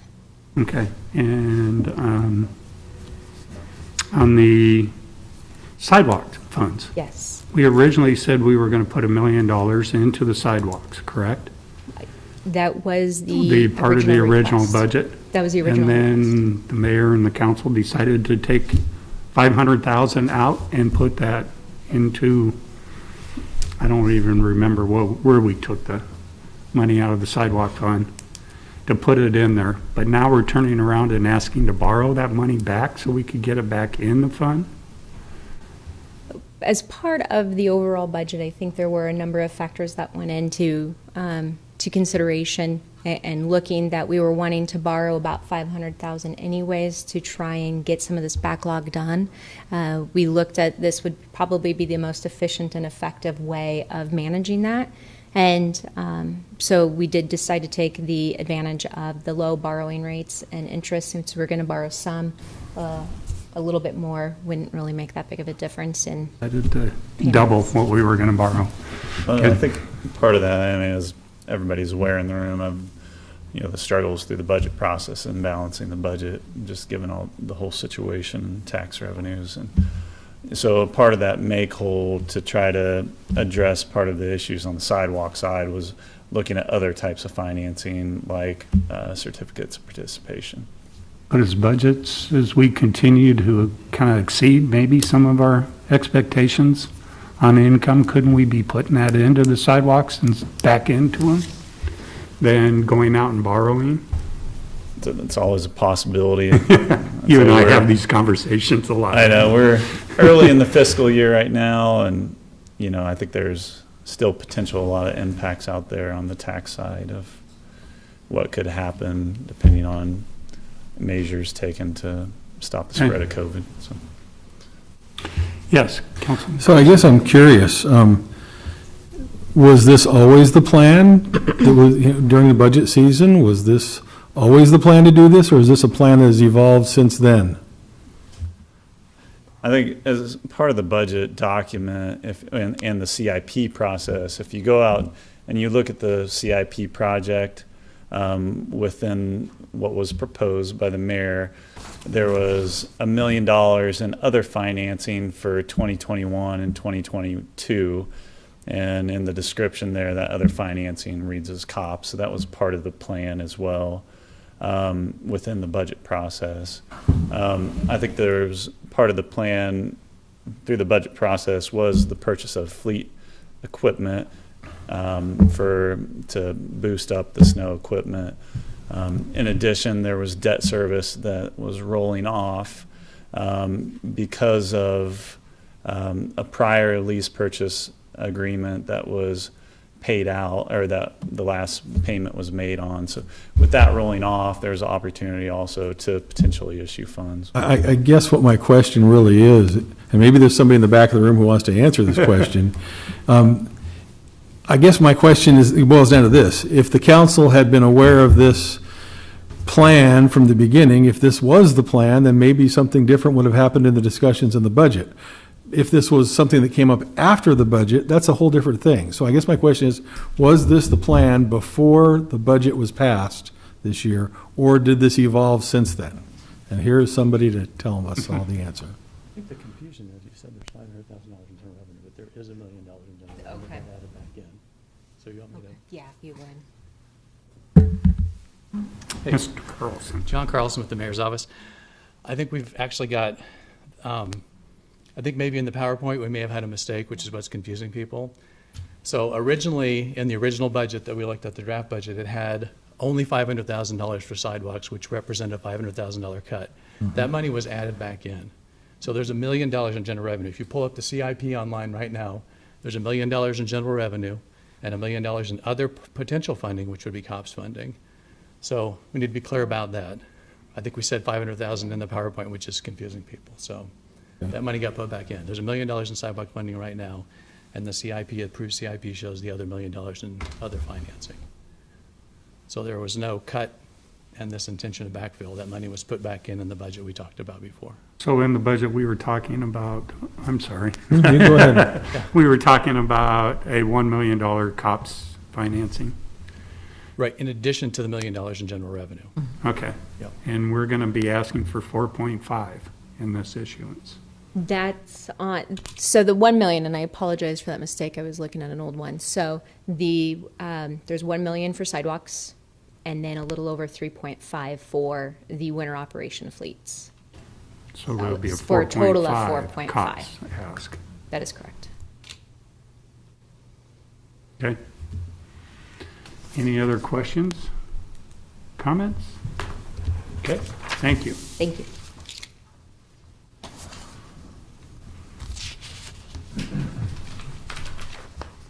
Go ahead. Anybody else would like to come forward on this item at this time? That would be what? 5A and B? Okay, seeing none, let's move on. Item 5C is approving amendment number 1 to the Telegraph District Phase 2 redevelopment project between the City of Lincoln, EADO LLC, and Telegraph Lofts East LLC, revising the design of Telegraph Lofts West and deletion of all references to the Towel Building and the power plant. Good afternoon, Dan Marvin with Urban Development. And what you have before you is an amendment to an agreement that was done, I believe, in 2018 for Telegraph District. It's been, by any accounts, it's been very successful. I think they're moving ahead on a number of other apartment projects. What you have on the Elmo here is kind of an overall area. On the southern end, this would be where the mill is located, and up here is Awards Unlimited, so it goes from O Street down to L Street. And the amendment is to address a couple of issues. One, the red line is a 42-inch sewer line. Typically difficult to relocate, and can't build over the top of them. I think the original plan would have anticipated the ability to relocate this, and as people have looked at this, that's become too costly and too difficult. And another building is called the Towel Building. In the original agreement, the plan was to keep the Towel Building. Towel Building didn't have, it's an older building, and then when you get in and look at older buildings, you learn things about them. What I've learned is that there were not the foundation structure that you would expect on a modern building. So that building's being removed, and in the agreement before you would be for a new building of approximately 7,000 square feet to be built before May or before March of 2027. Those are the main issues here. There's also, as a part of the agreement that's before you, some of our redevelopment agreements allow the stores that are within the redevelopment area to have Keno sales. Some do not. Two different templates. The template that was brought forward in this project originally would not have allowed Keno. This one would make an amendment and allow Keno sales within some of the properties within this building or this area. With us today is Kent Sechrist, who's the attorney for this project, and I think that he'd be able to address some more details as well. I'm happy to answer any questions. So, Any questions for Director Marvin? Yes, Ms. Washington. I do. Thank you, Mr. Chairman, Mr. Marvin. So the Towel Building that is being taken down was historic, and I was looking at the plans, maybe not historic with a capital H. I'll defer to Dr. Zimmer on that, but the building that's being put back in place is going to be about the same size of the Towel Building. Is that correct? yes, I think it's about a two-story building, 7,000 square feet. In the same interesting shape as the Towel Building? Yes. All right. And can you... Let's be correct here. It will be reviewed by Urban Design as a part of the process of being brought forward. Thank you very much. And then you can defer this to Mr. Sechrist if this is appropriate, but I was looking for a little bit more information on the Keno thing, section 404. Is it the Keno section? I believe so. Okay. And will Mr. Sechrist address that, or can you address that? I think it'd be best for Mr. Sechrist to address that. All right. Thank you very much. Okay. Any other questions for Director Marvin? Seeing none, thank you. Mr. Sechrist?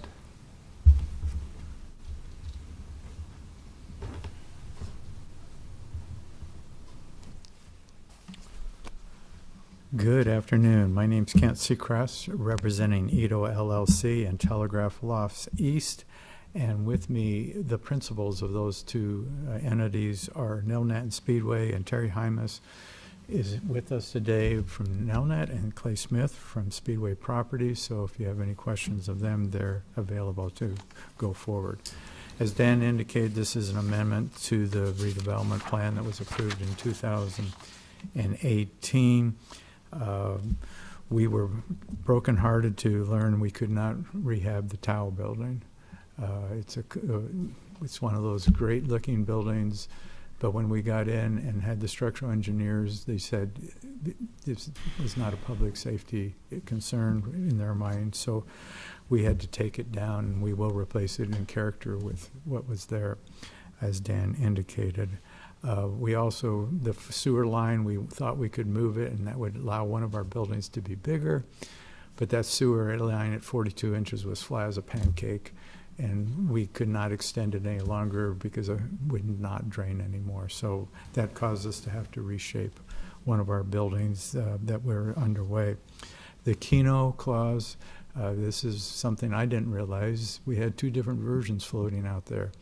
I went back and looked at the last 18 redevelopment agreements, and to my shock and amazement, 9 of them allowed Keno and the other 9 did not. And again, we think that it's a source of funds for the Parks Department and other opportunities that are important to the city, so we're just trying to seek it and include it with the, and become the 10th out of the group of 19 to come forward with you. And then we are committing to build the Telegraph Lofts West building by this fall.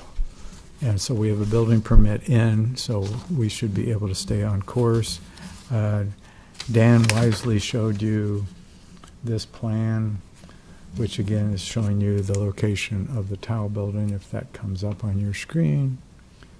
And then this is the sewer line, which then, because we can't relocate the sewer line, this building, which we call Telegraph Lofts West, will be truncated a little bit. So here's the new view of Telegraph Loft West. It looks just like Telegraph Loft East from this vantage point, but because we had to cut off a portion of it, you will see we have angle buildings on this back part now to accommodate the sewer line. I just wanted to report to you the amazing changes. I hadn't been down to Telegraph District since March, and I was overwhelmed. This development team has rehabbed 6 buildings already, or built 6 buildings, and the 7th is the one we're trying to get out of the ground this year. So we have the 401, the 333, the 303 building are all completed.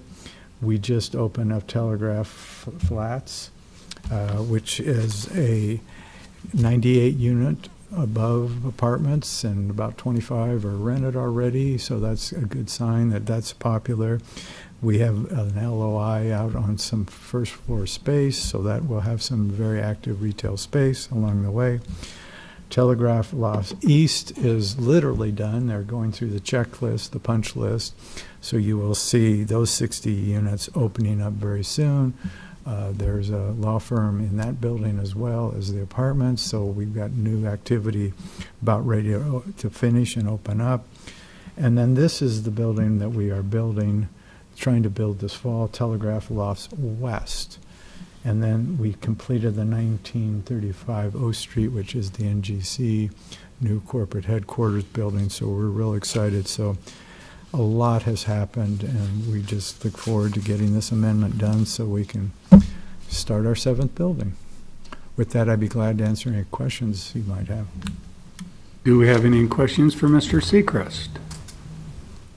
Nope. Nope. Thank you so much. You bet.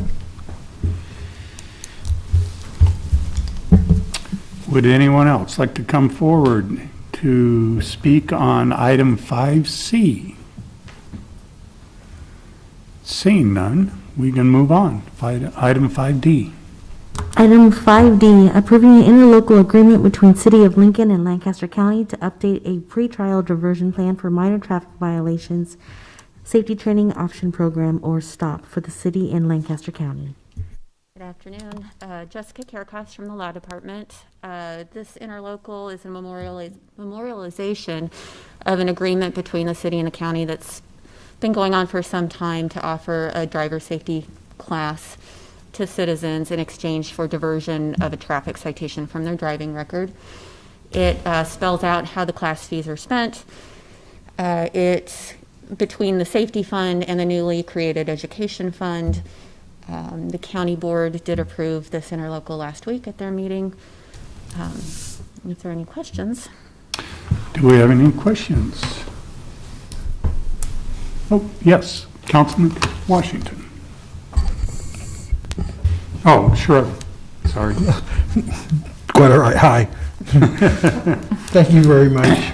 You said memorializes agreement. We had an agreement in place, was that like a 1-year renewable, 2-year? We've had this, a stop group Mhm. that has, basically this document sets forth everything that we've been doing for Right. some period of time. And as, I'm sorry, are you asking if it's something that's already been in existence or? Kind of. It sounds like it already been in existence, and I assume it was successful. That's why we're memorializing it. It's been in existence in practice. Yeah, in practice. Okay, I was wondering if it was like 1 year. We renewed it every year. That was kind of my question. Has this been like several 1-year agreements, several 3-year agreements, or just kind of a gentleman's agreement?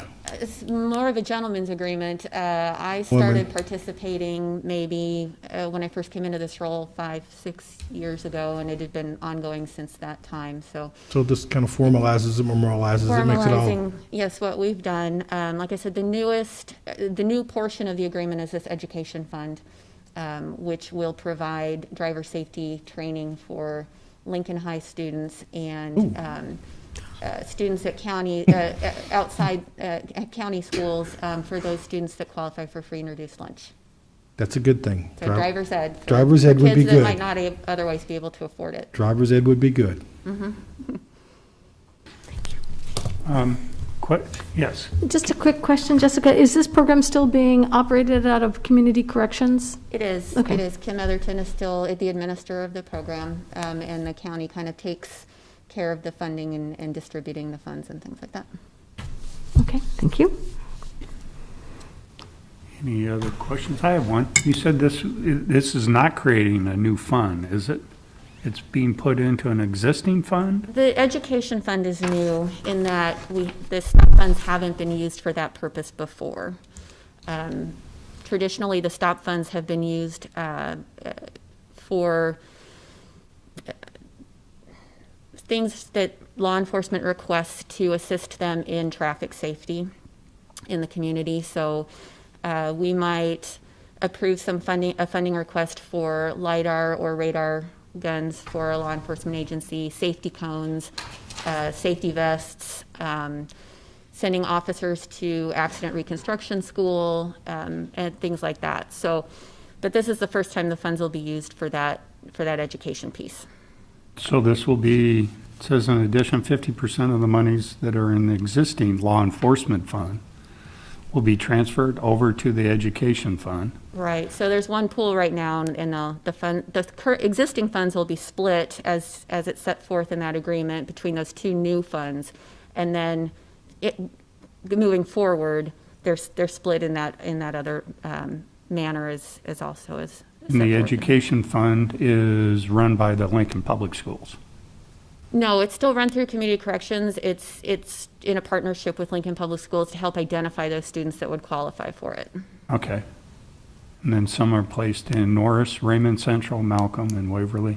School yes. districts also? School districts also at the community, the county schools districts. And corrections runs this fund? Community corrections. Community corrections. Okay, that's what I was trying to get to. Who's Sorry, running this the and fund? our criminal diversion program, they run both of them. Okay, yes, Councilman. So this is not new money, it's just taking money that's already allocated and dividing it into those two funds? Correct.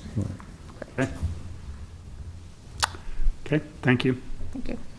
Would anybody else like to come forward to speak on item 5D? Okay, seeing none, I guess we can move on to vote on resolutions.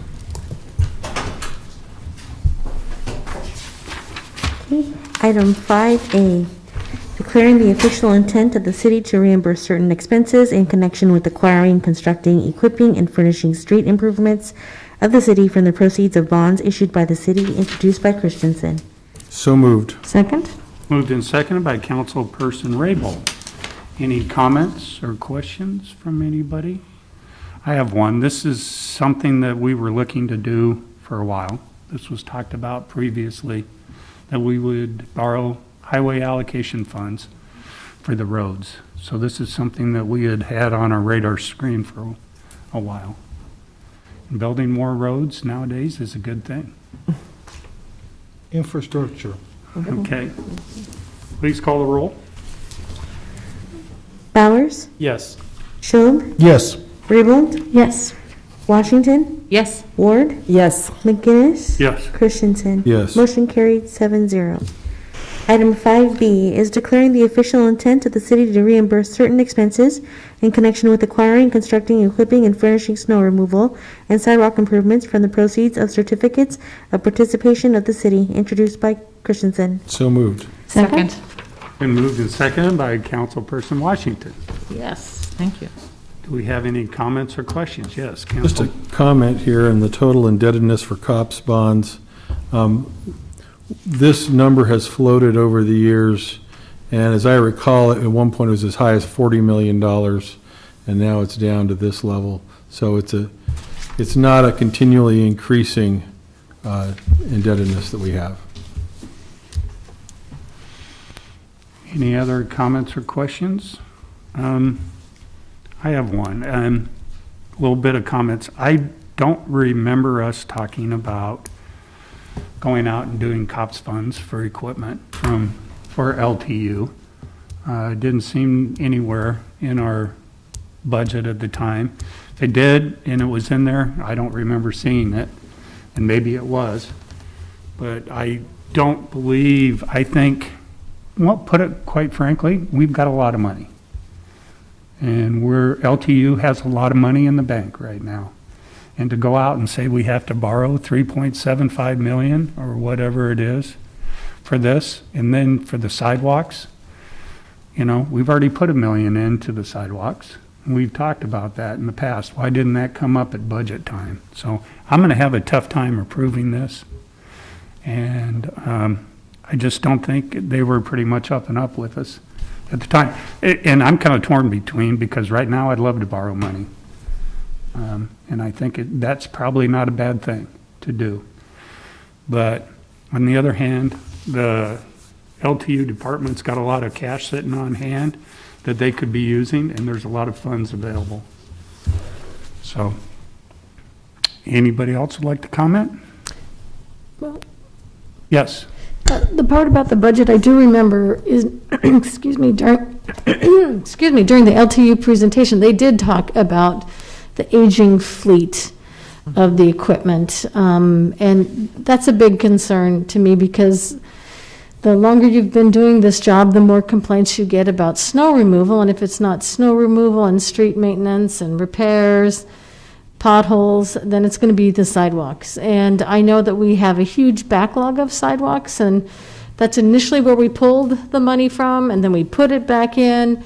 But that's just making a dent. They need at least $2 million a year to really get to that list of priority areas that are real important. And we want people to continue to walk in their neighborhoods. We want that. We want them to use that as an option. But, I can't think of a better opportunity to borrow money and get to the backlog of not only the equipment, but our sidewalks. So it's something that I'm going to support. Thank you, Mr. Chairman. I was going to say something similar. I remember the discussion of the aging equipment, and I certainly appreciate that money is inexpensive right now, and I think we just flirt with disaster when our average equipment age is 15 years old for winter cleanup. I do remember the conversation about sidewalks, though, and I remember the money coming out and coming back into the budget in those discussions. I think that we have an incredible staff in Brandon's office, and they've been able to find us savings by buying back or getting out of the bonds, and they've been able to find us good savings in issuing bonds. So I will trust this department to keep their eye on the pennies and make sure that we get the best deals we can. So I will be supporting this one. Any other comments or questions? Seeing none, please call the roll. Schob, Yes. Ward, Yes. Washington, Yes. Christensen, No?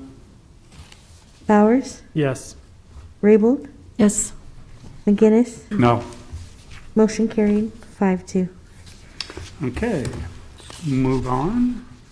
Item 5C is approving amendment number 1 to the Telegraph District Phase 2 redevelopment project between the City of Lincoln, EADO LLC, and Telegraph Lofts East LLC, revising the design of Telegraph Lofts West and deletion of all references to the tile building and the power plant. Introduced by Christensen. So moved. Second? Been moved and seconded by Councilperson Ward. Yes, Councilman Christensen. This is a really good thing.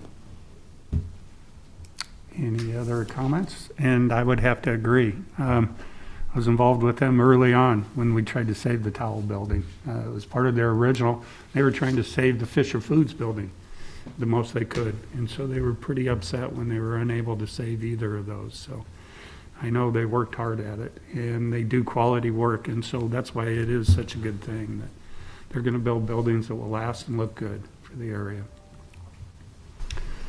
Any other comments? Questions? Seeing none, please call the roll. Christensen, Yes. Schob, Yes. Washington, Yes. Ward, Yes. Raybold, Yes. Bowers, Yes. McGinnis. Yes. Motion carried 7-0. Item 5D is approving an interlocal agreement between City of Lincoln and Lancaster County to update a pretrial diversion plan for minor traffic violations, safety training option program, or STOP, for the city and Lancaster County, introduced by Christensen. So moved. Second. Been moved and seconded by Councilperson Rabel. Any other comments or questions? Nope, seeing none, let's call the roll. Schob, Yes. Washington, Yes. Ward, Yes. Bowers, Yes. Christensen, Yes. Raybold, Yes. McGinnis. Yes, Motion carried 7-0. thank you.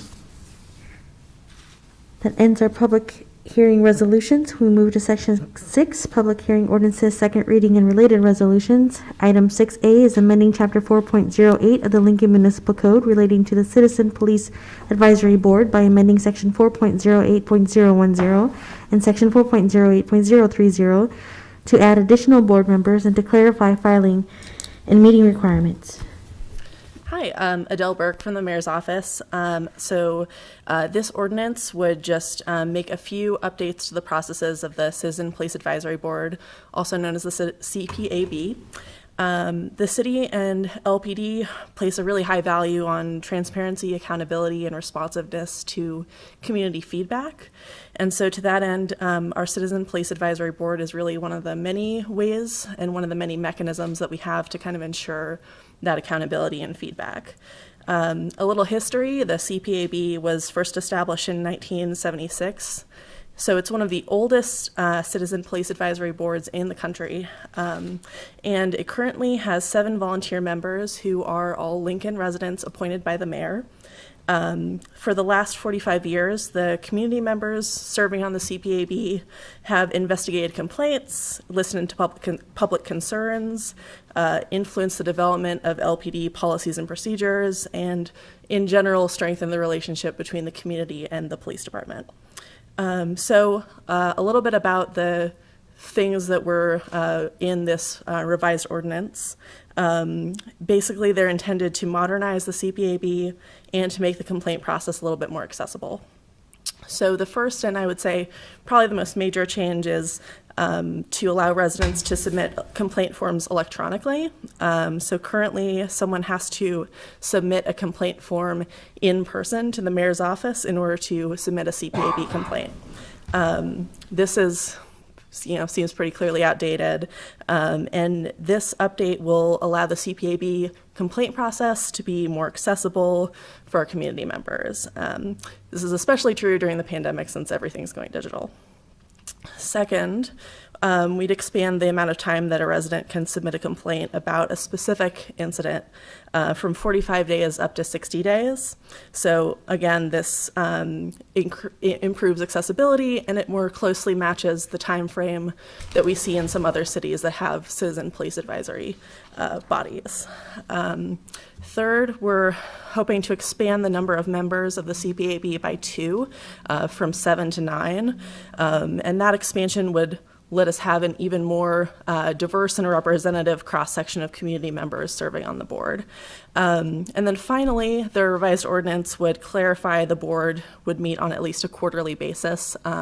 This is a practice that already exists in the rules and regulations for the board. So this is basically just cleanup language that codifies that practice in the city code. So with that, I'm happy to answer any questions, and I know the chief is here, and our city attorney can as well. Do we have any questions for Adele? Yes, Councilman Christensen. Yeah, I'd like to know, you say the intent of adding 2 more board members is to improve diversity. Is it not diverse at this time? I wouldn't say it's not diverse. We actually have pretty good racial and ethnic diversity, and we've got a good diversity of different employment backgrounds for the members that we have.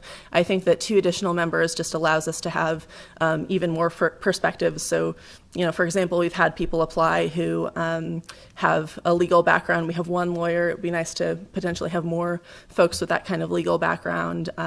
We've had folks apply who have a background in teaching criminal justice, and so that would be something I think would be also beneficial. People who have kind of that well-rounded experience. So currently, the 7 board members cycle in and out, correct? Yep. And could not that desire to achieve that kind of diversity you're describing be achieved by appointing the people that meet those descriptions? What is it that's, I guess I'll ask it this way, what's wrong with 7 members on a board? We do pretty well right here. Yeah, that's true. So what's wrong with that? I think that it really, it helps us with a little bit more representation, like I said, of different backgrounds. And I think that it also helps sometimes with like meeting quorum, especially in a situation like this where we're trying to scramble to get people to meet in person. So yeah, I mean, it's not, I guess, a hill that we would die on, but, you know, I think it's something that we considered and thought would be helpful. Okay. Anybody else? Yes, Councilperson Ward.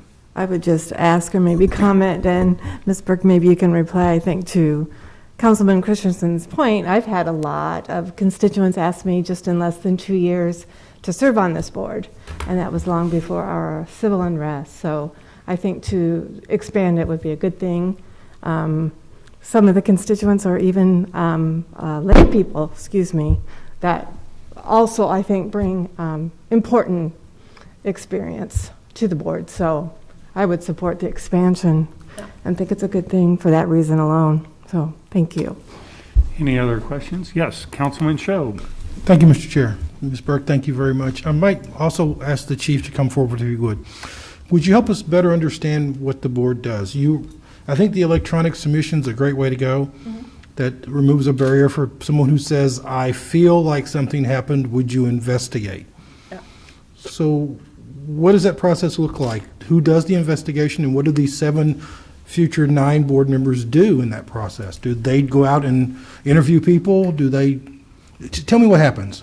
Yeah, so I can give you kind of a general description, which is, so an individual from the community will submit a complaint right now in person, and that begins a process where we kind of take a first look at the complaint and go through kind of a matrix of, you know, does this person have a current kind of criminal or civil complaint, in which case the board wouldn't have jurisdiction. If that's not the case, then the board has a couple of different members who interview both the complainant and also the officer who was involved in the complaint.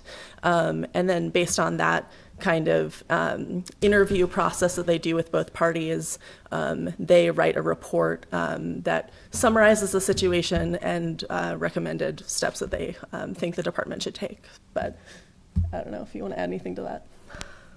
Jeff Blymeister, Chief of Police, and Adele, that's a very good description. The only thing that I would add is that every complaint that is initiated through the Citizens Police Advisory Board takes another track, a concurrent track, where it is investigated by the Internal Affairs Division within the Lincoln Police Department. And the investigation that Adele just summarized is separate and distinct from this additional investigation. And oftentimes, when the Citizens Police Advisory Board is interviewing the complainants, interviewing witnesses, interviewing the officers that may be involved, they're also asking myself, Assistant Chief Brian Jackson, or the Internal Affairs Sergeant for our input also. Okay. If I may, Mr. Chair. Yeah, sure. 4 times a year, is that enough? And have you seen changes over the last couple of years in the amount of people filing complaints and the number of investigations done by the board? So over the past 10 years, we haven't seen a trend of an increase in complaints or a decrease. I mean, it stayed pretty consistent, no more than 10 complaints a year. So I would say that quarterly can handle the volume that we're currently receiving. But of course, we can also always add meetings. It's just a baseline requirement of quarterly meetings. Okay. Chief, anything to add to that? I guess I would concur in that Adele is citing the raw numbers through the last 10 years. Of course, those are not adjusted for population growth. And in the last decade, we have added more than 30,000 citizens to our community. I think that 4 times, when we're talking about meeting 4 times a year, that is when many of these different investigations are presented to the full board. The investigative summaries from internal affairs that occurred within that quarter are presented. But anytime that there is a citizen that comes forward that has a complaint, that initiates a process and it doesn't wait for these 4 times. I mean, that is acted upon immediately. Yeah, and the ordinance currently outlines a number of day time frame within which a complaint needs to be acted upon or responded to. Okay, that was helpful. I was, thank you. I was wondering, but if I file a complaint, do I have to wait till March before you hear it? Good question. Okay. Any other questions for Dell or Chief?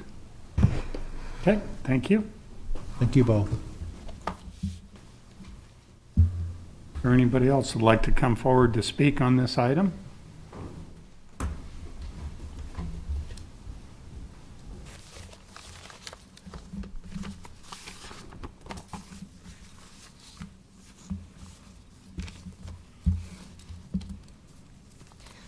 Hello, City Council members. My name is Mary Hilton.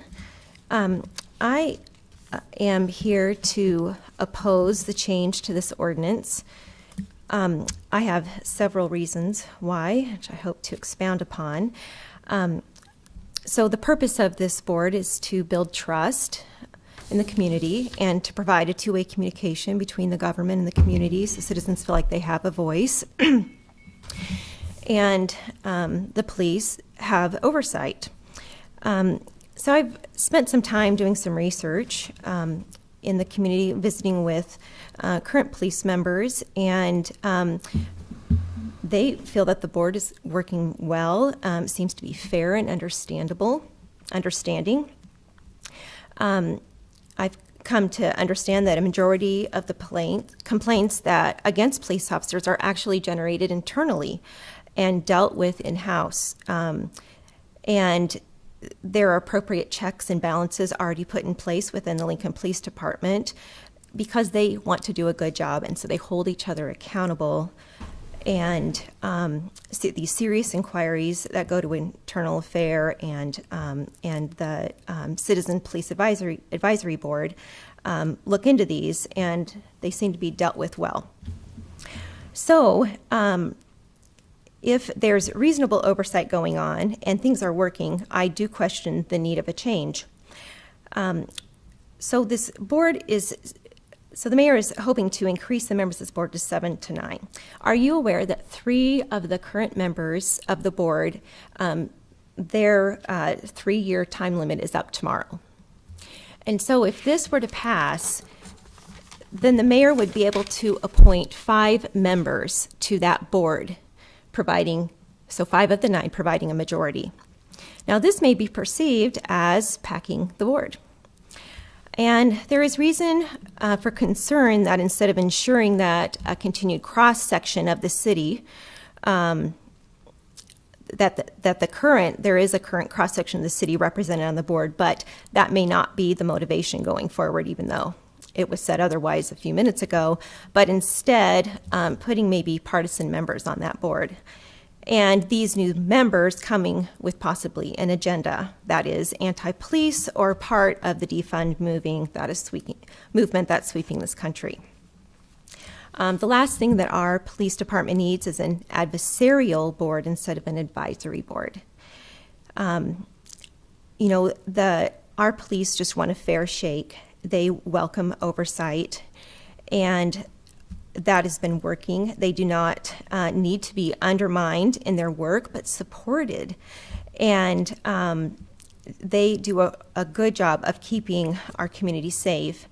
And furthermore, there's going to be the issue of all members of the police department that are out on the beat having body cameras, which will provide additional oversight, thus negating the need to increase the oversight of this board. My second issue is concern with the ability to file a formal complaint via email. Now, one thing that was left out in the opening statements is that there actually is a provision within the code already that says that if a person is not able to come in person, that they may, if they have disability or economic hardship, or if it's difficult or impossible for them to come, they can mail in by first-class mail their complaint, and that would be accepted. So there is already accommodation made for those who aren't able to come in person. One other concern about having it open up to email is the possibility of a flood of complaints that are generated, whether truthful or not. And so if a complaint option is allowed via email, I wonder if there will also be, and have you considered a possibility of penalizing if a false report is filed? So, if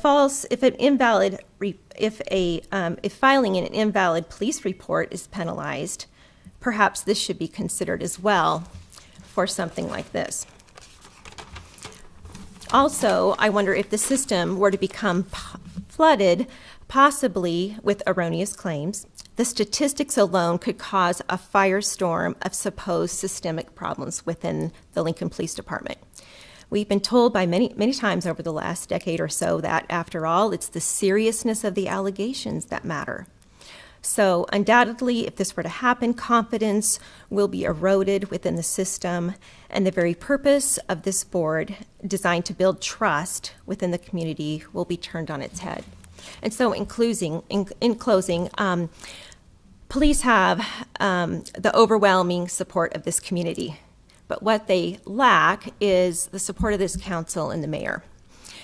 Packing this board could be perceived as adversarial in a way that would undermine the effectiveness of our stellar police force. Just one more thing. It also the proposed change, especially in terms of the current climate and following what happened in May and June in our city, there seems to follow a pattern of our mayor in not voicing regular support for law enforcement, not enforcing the law on protesters, the reluctance to accept the COP grant, and leaving the impression that she might be packing the board with an adversarial members. I think would undermine our police department that is hardworking and commendable. And I appreciate them very greatly and hope that you will oppose this ordinance change. Thank you, Ms. Hilton. Thank you. Anybody else like to come forward to speak on this item?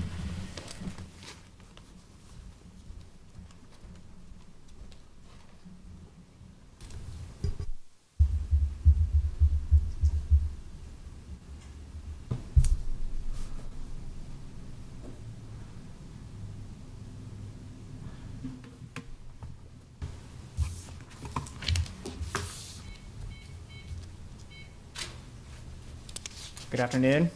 My name is Samuel Lyon, and I'm testifying in opposition to 6A. What I understand is a request for you to change the rules so the mayor can add 2 additional seats to the Police Advisory Board. as I have asked this body before, does the mayor ever come before you with a request that doesn't require you to suspend or change your rules in order to accommodate her? And here we are yet again. She would like you to change the rules to give her 2 additional appointments to the Police Advisory Board. What is the purpose of this change? If it's not to fundamentally change the structure of the group. To politicize this group will destroy the integrity of the Citizens Police Advisory Board. The mayor's job is very clear. It's to appoint people to vacant seats. 3 of which, as has been explained to what I understand, expire tomorrow. So 3, she's already has the opportunity to change. Of the 7 board members, almost half of the board, but that is not enough for her, I guess. She wishes to politicize this group. Anytime you politicize something, the public tends to lose faith in it. The Citizens Police Advisory Board is too important to be politicized. If the public loses trust in something, it is worthless. And yet that is exactly the course that the mayor urges you to take today. This is the very same mistake that the mayor asked of you for Pat Lopez. She politicized the health department. She broke one rule after another. She flouted the law. And then she asked of you to suspend your rules and put her through in one day, politicizing her appointment when there was no good reason to do it. And that is why many people have lost faith and trust in the health department. The city of Lincoln, in a normal situation, already gives the mayor a significant amount of power. She places the heads of each department. She appoints them. And this council accepts them. So far, those who have held this power, our previous mayors, have done a reasonable job in wielding it. But this mayor desires an ever-increasing amount, as is evidenced by her frequent requests for you to suspend your rules or change your rules. As you have been warned before, the mayor's demands are an attack on your body. Now she wants you to attack another body that holds public trust, the Citizens Police Advisory Board. Now, how would you like it if when you arrive next week to your council meeting, instead of 7, like is here today, there was 9? 2 more members appointed by the mayor, diluting your votes. That is what the mayor has asked you to do to the Police Advisory Board. This body, the City Council, has recently done some things that some would say could erode the public trust. I urge you today to turn that around and earn a little back by voting no to Mayor Baird's unreasonable request. Thank you. Thank you, Mr. Lyon. Anybody else would like to come forward at this point on this item? Seeing none, we can move on.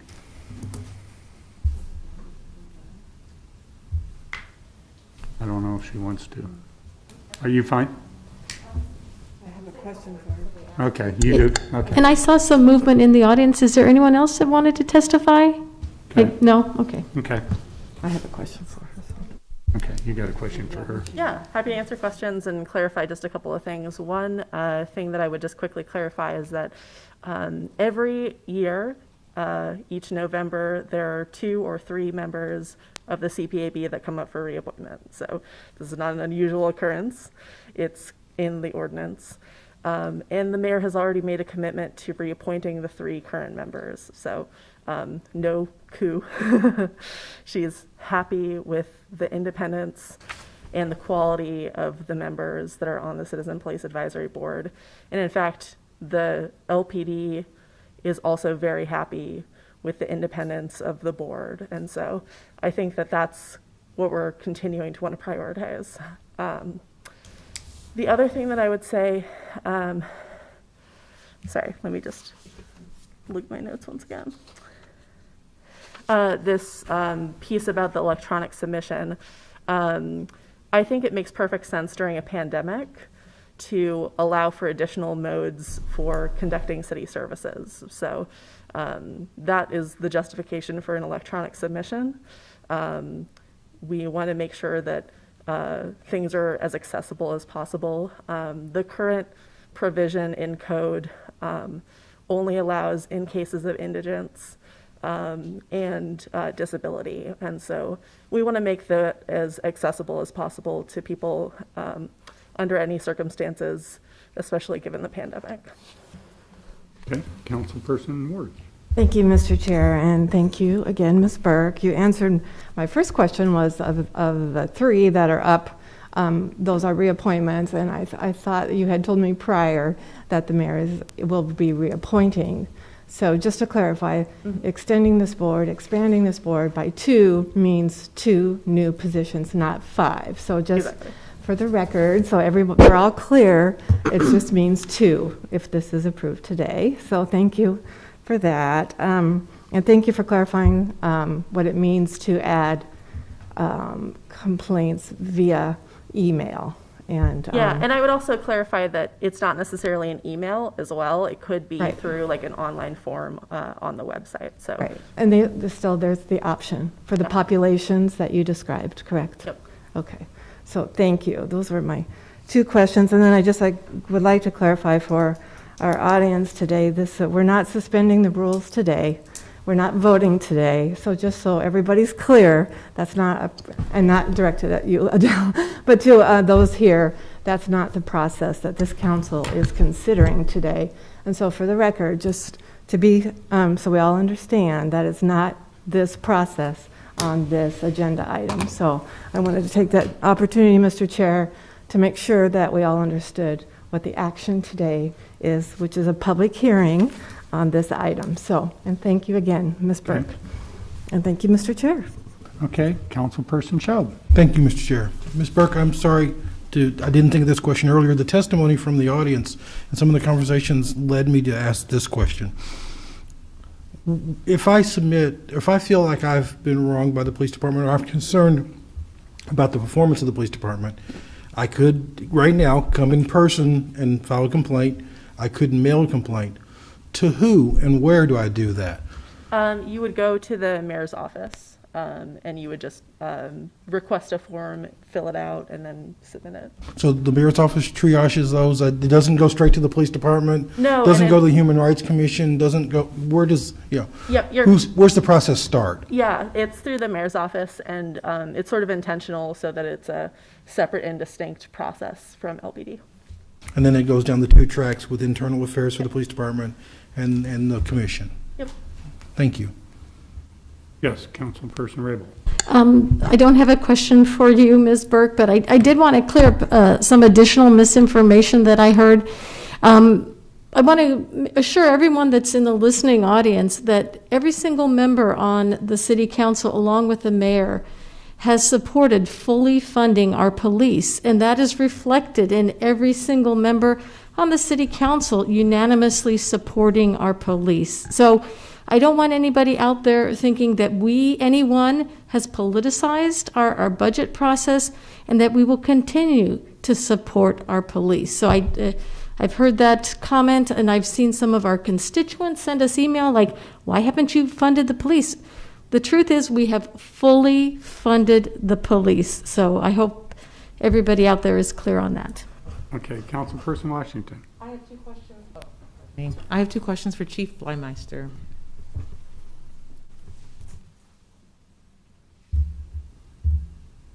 And just so I don't perjure myself, if I think of a third, I'll have three questions. Good afternoon. Good afternoon again. All right.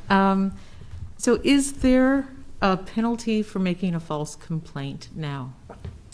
So there is, if there is a false report made to the police department, then there is the potential, which is a Class 1 misdemeanor, for that to occur. Now, here's what occurs in practice, in that you're very versed, many of you are versed on the standards of proof. that are required for there to be a citation issued. And we do not want in any manner to try to deter or detract individuals from feeling comfortable in coming forward. Because oftentimes it's a matter of perception or a matter of interpretation. And so the likelihood of there being a citation issued, there would have to be very clear and convincing evidence that the individual coming forward has provided a false information to instigate that. Is there always that potential? Yes, but for those that are listening, we welcome the spotlight of transparency on our actions. And then I had one other question about the complaint process. So I understand the citizen complaint process, they fill the form out. On the internal side, do all internal complaints come before the advisory board? I was unaware that that was the case. That is not the case. Okay. So in order for, so I guess in theory they kind of do, and let me kind of explain that. If there is the investigative component, which is described in the ordinance for the Citizens Police Advisory Board, that process needs to be initiated through the mayor's office as described by Adele. In fact, when we receive an internal affairs complaint from a citizen outside of the Citizens Police Advisory Board, there is an advisory made by us that you also have this additional option to occur. Now, the majority of complaints do not get investigated by the CPAB. A majority of those are being investigated by our frontline supervisors, or in the most extreme cases, by our internal affairs division. And when I referenced later at the quarterly meetings, our internal affairs sergeant is going through the number of complaints that have been issued, the disposition of those particular complaints, and just another step in the transparency process. All right, thank you very much. Councilperson Ward. Yes, thank you, Mr. Chair. Chief Bleimeister, we've heard testimony today. A lot of people are speaking on behalf of LPD, but I want to ask you, if I may, do you support these changes to the Police Advisory Board? Or is that a fair question? Sure, that's a fair question. And so I think that it requires a bit of explanation on my part. You probably haven't heard, but I have testified in front of the legislature in support of the concepts of the Citizens Police Advisory Board. I have 5 years of experience with the CPAB. It's been instituted since 1975. And so it's had an opportunity to grow and to evolve and to become something that I think the citizens of Lincoln are proud of, and something that the Lincoln Police Department has fully contributed in. So in my 5 years, I've watched and I've listened as complaints have come forward, as they've been investigated, and as our officers have fully participated in that particular process. And so I am proud of that. And that is why, if there's any hesitancy in my voice, it's just that any kind of change, is it going to diminish that? I don't think so. I fully support the extension from 45 days to 60 days, from allowing the ability to online access or to file in a digital capacity, because I think that follows. As far as the addition of 2 people that represent the cross-section of Lincoln, I have nothing to suggest that won't be beneficial, because I have watched for 5 years to see 7 members of the CPAB become fully engaged in the Lincoln Police Department, trying to understand the policies and the practices, contributing so much time without remuneration, and doing so in a professional manner. And then when you also look at, Adele mentioned that one of the members of the CPAB is an attorney, and she has participated in the process to identify and select the internal affairs sergeant during my tenure here. And many of the members have been part of promotional processes or of studying our policies and practices. And so, if that provides some Very helpful, answer. yes. Very helpful. Thank you very much. Okay. Thank you, Adele. Any other questions? Well, thank you. Again, this is a public hearing. We won't be voting on this tonight. Okay, we can. Yeah? Chairman. Yeah, go ahead.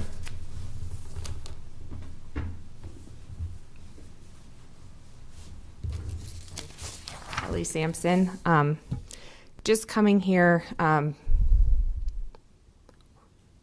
think that it needs to be put on record that they're requesting to add 2 spots to an advisory council for the police, who are under a lot of pressure, and a lot of it is undue pressure.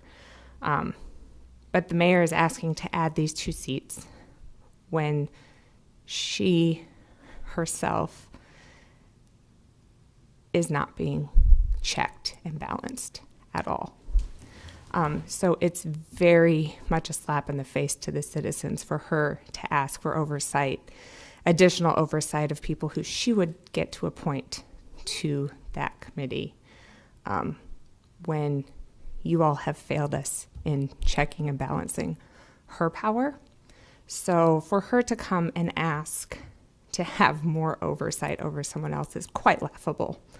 And it's quite laughable that you would even entertain it. She has put things into place and basically overrun the city with what she wants to have happen. So I am opposed to adding seats to that board because the police are doing a great job. Chief Blymeister just said that the procedure that's in place is working well. I'm not going to put words in his mouth, but I don't think that I would want to say that I disagree with something that my boss is asking for either. So adding seats doesn't feel like a necessary requirement at this time because he basically said it's working well. And like I said, for her to ask for oversight ability on any committee or any position in this city when she herself has no oversight is horrendous, and it's an abuse of power. Thank you. Anybody else?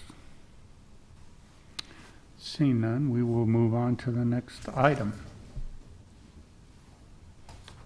It is 2 hours deep. Do we want to take a break? Let's take a break. Okay, we'll take a 5-minute recess. Be back here in 5 minutes.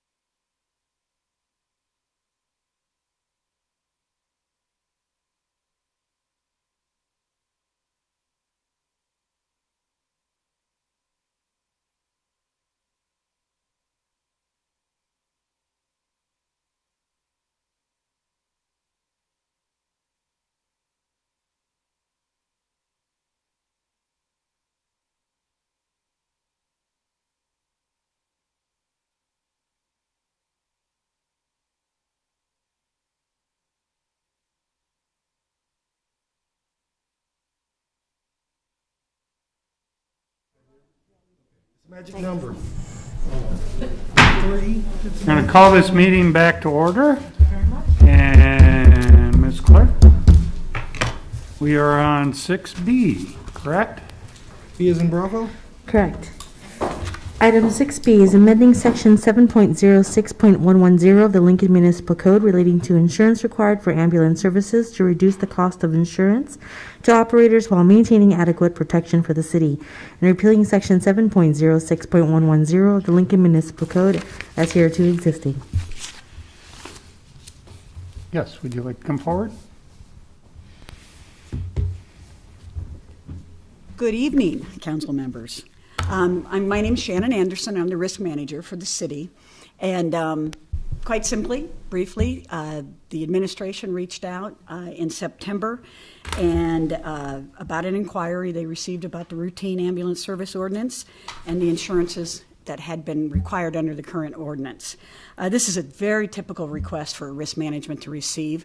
We immediately reach out to our broker as well as we began working with law on this, and we determined quite candidly that we could confirm that the types of coverages in place were correct, were appropriate for this sort of service, but we reorganized the current ordinance so that the language is more precise to better align with best practices.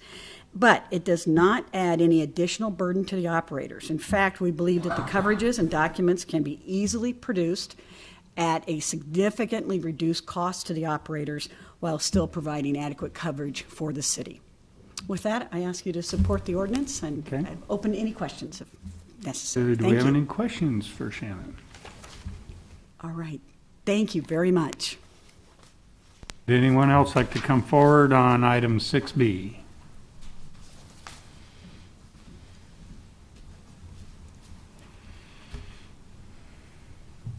Good evening.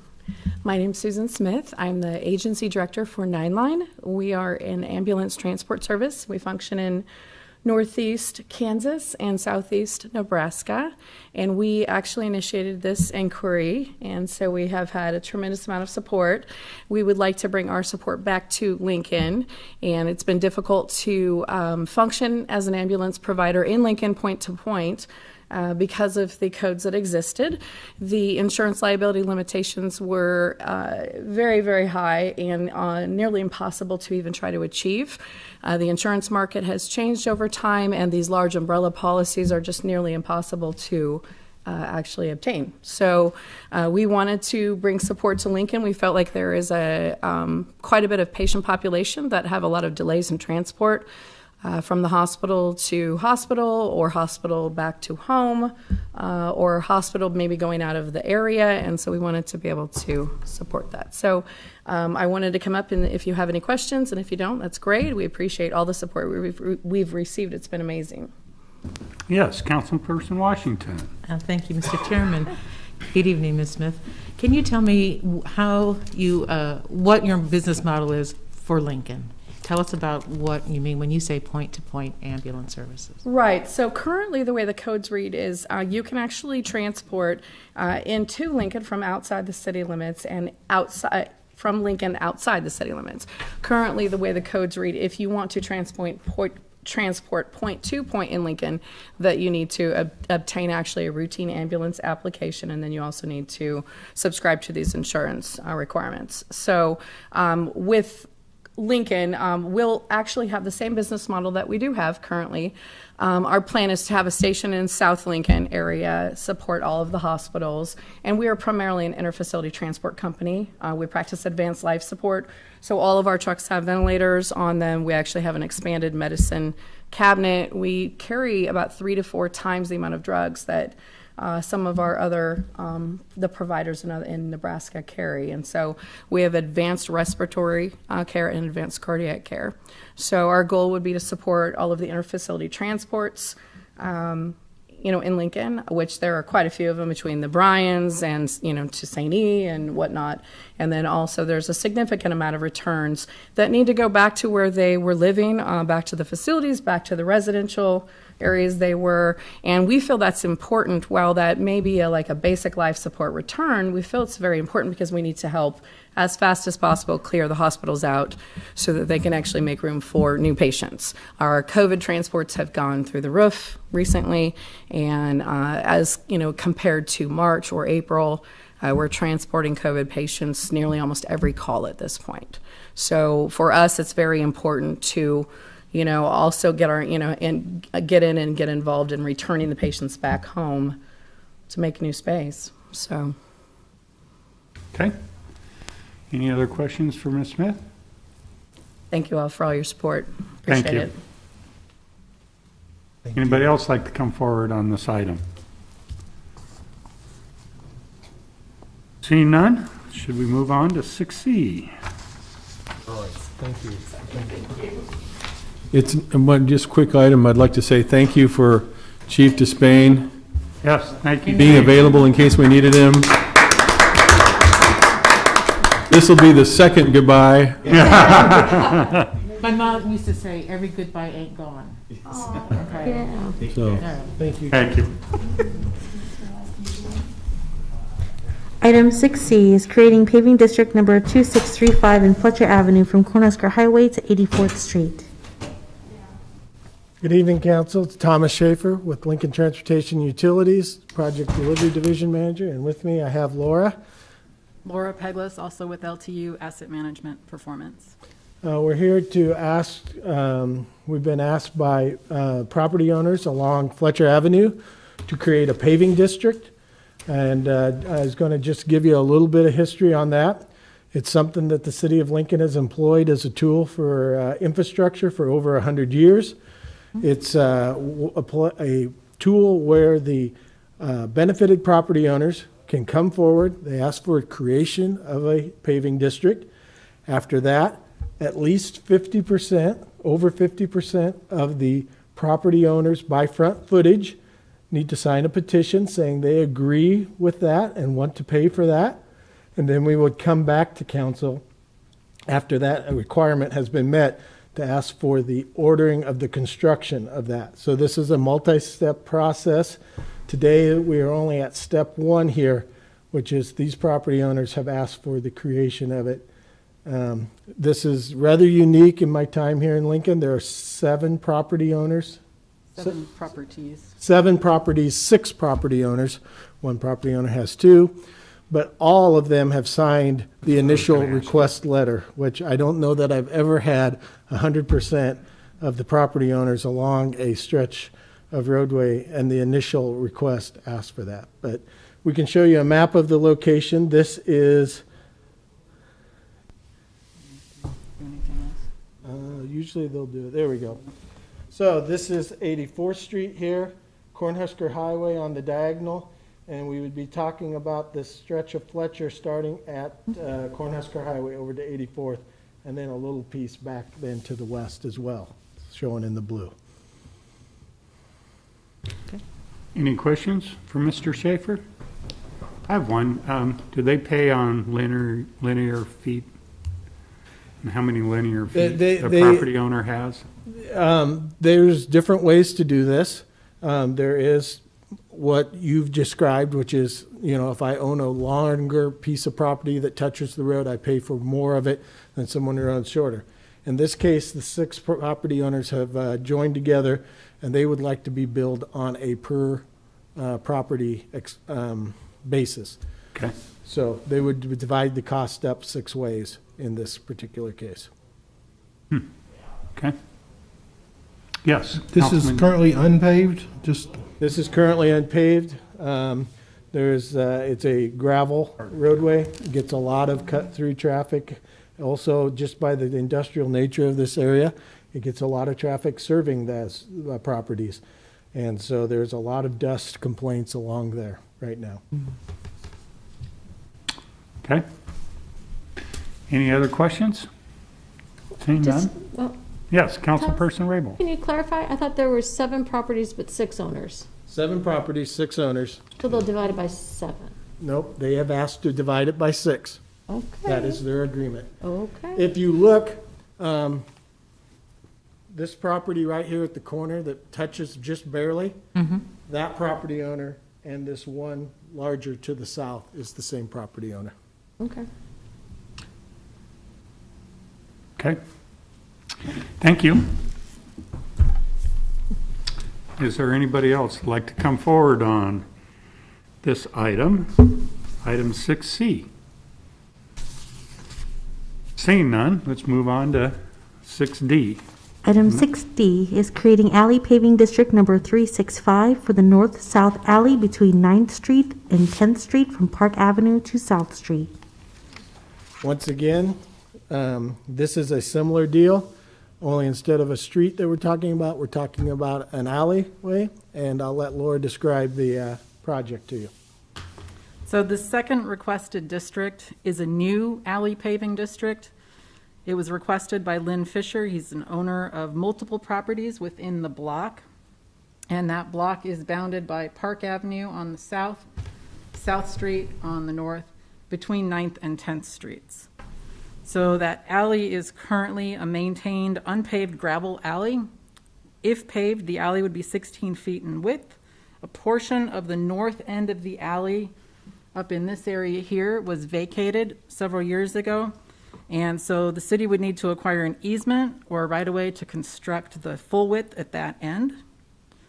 And like Thomas was saying, for the Fletcher project, this one would also go through that same special assessment district process, where this is just the first step, and after this, we would need to get 50% or more of the property owners to agree to pave the area. And due to the limited access to the properties on 9th Street and limited parking on 10th Street and on Park Avenue, we anticipate that this would probably be built in 2 separate phases so that there's additional access to properties with the alley being partially closed. Yes, Councilperson Washington. Mr., thank you. All right, sorry. I'm thinking 3 things at the same time. All right. You say at the north end of that alley, it's been vacated, and so the city would need to acquire an easement. It is half of the alley. So half of the alley has Yeah. been vacated. Why would the city need an easement to make it 16 feet wide if they've already vacated it? That portion of the alley is still gravel. So there are there are businesses here on these corners. This is Advanced Auto Parts, and this is Kentucky Fried Chicken. Mm-hmm. And their parking lots are paved, but that one small portion that abuts the alley was not paved. And so if we did not get a right-of-way or an easement to be able to pave that, there would be this one section that would still remain dirt. So the vacation was the paved portion? Or which part was vacated? This really small portion okay. right here where the alley, it extends into it. Who requested that vacation? Do not know. That was long before our times. Yeah. King's Food host.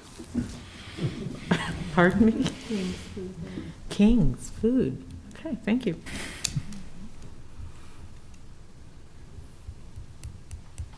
Any other questions? Yes. Would you like to come forward?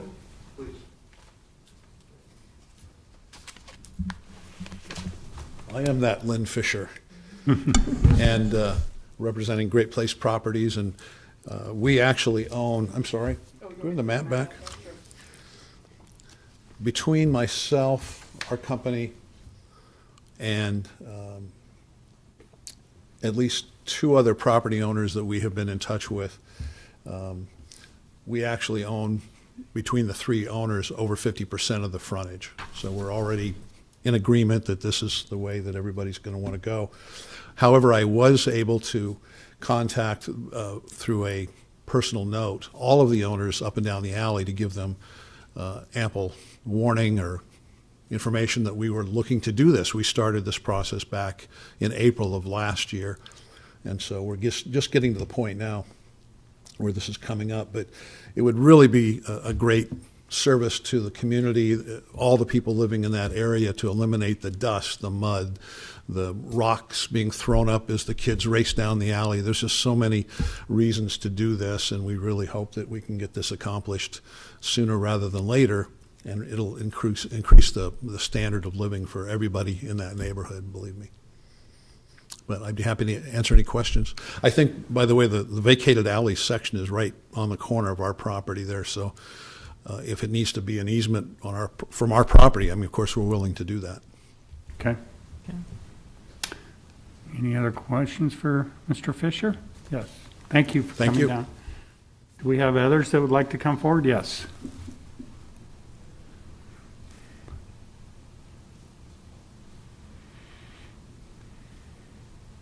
Hi. He lives on this property on 924. Okay. So the entryway to that house is right on that alley, and what I understand, they want to pave it, and the people that live up here come down the alley. The question is, how are you going to control people coming down the alley in a moderate speed, alleyway? People, what I've seen, run, jump over Park Avenue down to this alley, or not stop here and just go there. That's one of the concerns I have. Let's see. Other question would be, let's see. During the winter time, well, I've talked to a few neighbors up here.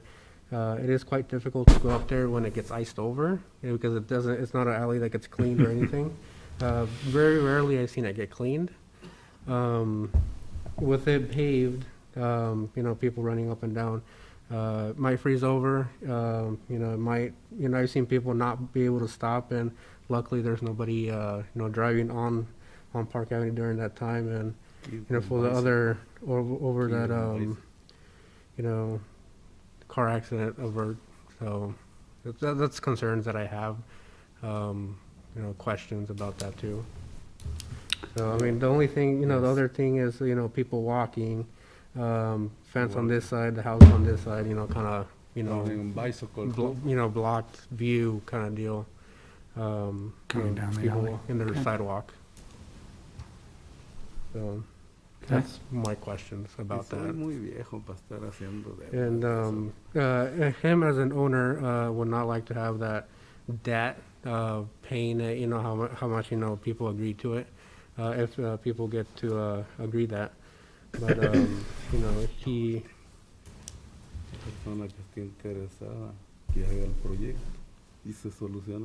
The only other thing is that whoever wants the project done, could get it done by himself. But he doesn't want his other property owners, to be doing, something that might be benefit to the other people that, don't go down that alley. So. Okay. Thank you. Thank you. Would anybody else like to come forward on this item at this time? Okay, one more. Make one more comment. Sure. Can I answer their question? About the plowing? Our crew plows that alley now, and if it's paved, we can go up and down the alley easily. With it being rock and gravel, it's just very difficult. So, but we do take care of the access on the alleyway as far as plowing. I have a question for Mr. Schaefer. Do you have a question for I Lynn? have a question for Lynn. Okay, go ahead. Lynn, they also had some concerns about, now that it's going to be paved, are people going to be speeding down the alley? Are there any devices you're thinking or signage that you'll put up to slow and deter people from doing that? Yes. We've thought about that specific question based on a couple other neighbors' concerns. And it is a problem with people racing up and down the alley now. They're throwing up rocks on cars, on my tennis cars. So we definitely want to take some action as far as putting slow down signs. I don't know if it's possible for the city to put in a speed bump. I mean, if that's we would welcome that if that's something that can be done. But certainly some kind of signage would be helpful. Okay. Thank you. I have a question for Thomas, or?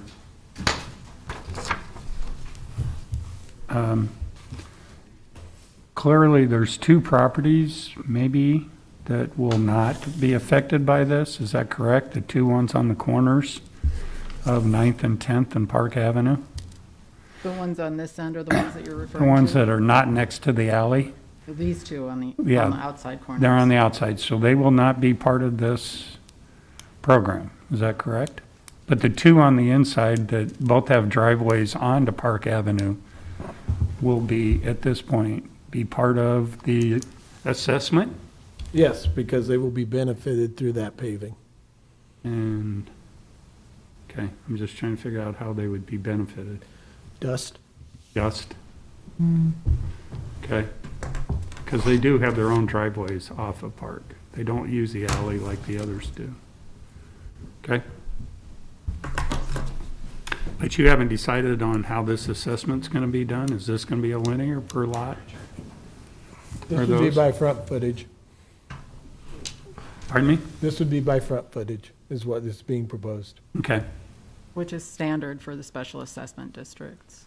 okay. Can I follow up on that question, Richard? And so you don't have do you have an estimated cost in mind for the project? And what would be the cost? The estimated project cost is $198,000. Okay. Which is approximately $155 per frontage foot. So for most of these lots, just back up. So most of these lots in this area are 50-foot wide lots. So the assessment for each of those would be around $7,700. And then how do the residents pay for that? They have the choice to pay that all off at once, or they can choose to pay for that over a period of time, 20 years being the longest term. Okay. But it also comes with interest Okay. in that case. Thank you. Any other questions? Okay, again, this will come forward to us at our next meeting. Thank you. Thank you. Thank you. Would anybody else like to come forward on this item at this time? Okay, seeing none, let's move on. Item 6E is establishing a moratorium on new applications for special permits for alternative to imprisonment facilities until July 2nd, 2021.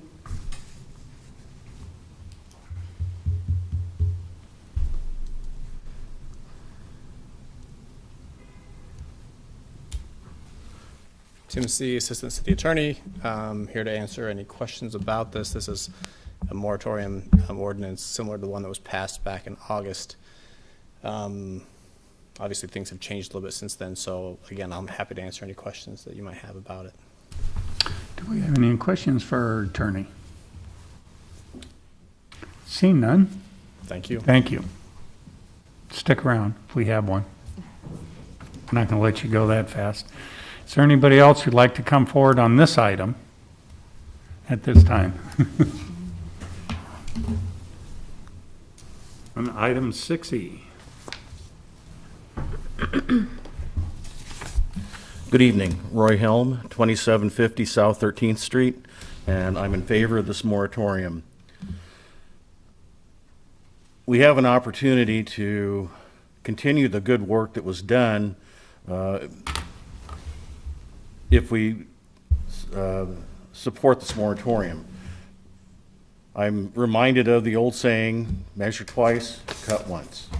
Well, in my opinion, we measured once and we went ahead and cut when the resolution was passed, and we left a lot of business unfinished when it comes to the transitional living facilities. And I know there is a great need to get those facilities started and get people transitioned out of their incarceration situations, but we've opened a Pandora's box.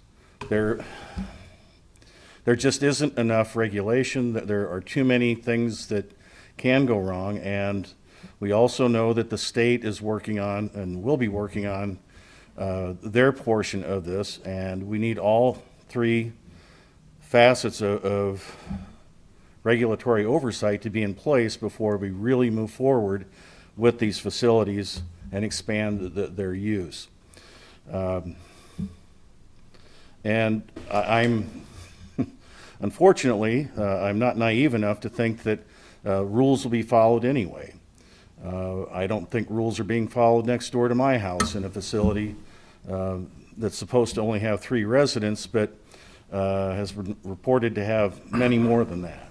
So people are finding ways to get out of their incarceration situations, whether it's right or wrong, and it's not their fault. It's the owner's faults, the proprietor's faults, the profiteers. So we do have a way to fix this. I hope that you will support the moratorium moving forward and allow all the pieces to be put in place, and that we can do this right, and that we can be looked at as in Lincoln as having a model that others want to emulate, because we are that kind of city. But you know, it takes you to take this action, and please support it. Thank you. Thank you, Ron. Questions? Is there anybody else who'd like to come forward on item 6E? Mr. Yes. Chairman, since no one else is coming forward, I thought that I would at least let you know that 2 residents who were elderly and did not feel like they were in a position to come out this evening had sent emails that they would like put into the official record. I won't read their emails. Donna Stewart and James Primavera both sent emails, pardon me, emails to be submitted as their testimony in support of the moratorium. Okay, great, thank you. Anybody else? Okay, seeing none, let's move on. I will call items 6F, 6G, and 6H together. 6F is adopting the Lincoln Electric System rate schedules to become effective January 1st, 2021. 6G is adopting the Lincoln Electric System annual budget for 2021 to become effective January 1st of 2021. And item 6H is authorizing the issuance of not to exceed $300 million in Lincoln Electric System revenue in refunding bonds. Good afternoon. Laura Kapuska, VP and CFO with LES, and with me is Kevin. Kevin Wales, CEO, LES. How do you spell that? Oh, just kidding. LES. I was going to say Kapuska is a lot harder than Wales. I sent over a full presentation when the packet came over to City Council, but I was requested to cut down my presentation, so I'm giving you an abbreviated version today. However, if you have any questions, we can go into more of the full package. So, I always like to start at the end of the story. The end of the story is we are not proposing a rate increase for 2021. We did have some challenges. We did have an increase in our net power costs, and power costs are a key part of our budget. But a $6 million of that increase was actually just a reallocation of revenue from wholesale revenue to retail revenue. So it just was moved to a different bucket. This budget does achieve our financial metrics. It was a little challenging, but we were able to complete a bond refinancing a couple months ago that allowed us to take the pressure off of the budget and reduce the need for a rate increase. So this pie chart here looks at our operating budget. As you can see, our power costs is our biggest component of our budget. It's 53% in 2021. It was 52% in 2020. And it totals $253 million. Our total budget, when you add in our capital budget of almost $58 million, is a little over $311 million is the total. That is down almost $36 million from this year's budget. $20 million of that reduction is due to a reduction in capital, mainly tied to the fact that we've completed our new operating center. The majority of the work on the operating center has been completed, and so there's very little in the 2021 budget for that facility. And then on our on the operating side, there's about a $16 million reduction tied into some reduced transmission costs, some reduction in depreciation, and some reduction in the power cost. So I sound like I'm contradicting myself. Net power costs includes cost to produce power, cost to purchase power, and the wholesale revenue that we get for selling that power into the market. What we're looking at right here is just our cost to purchase and produce power, and that piece is down. Okay, a couple of the programs that we have that are very customer-facing that I'm sure you're familiar with is our SEP, our Sustainable Energy Program. We have reduced the funding in 2021 from $1.75 million to $1.25 million. So it's reduced about $500,000. The reason for that is a couple different reasons. One, it looks like we're going to end the year this year with about $450,000 not spent out of the 2020 budget. We're seeing a reduction in demand from our customers. Some of it is due to the pandemic. They don't have the money to do some of these projects. Some of the projects are, some of the categories are kind of getting saturated, and so like the large lighting projects, we're not seeing a lot of customers come forward and request money for that.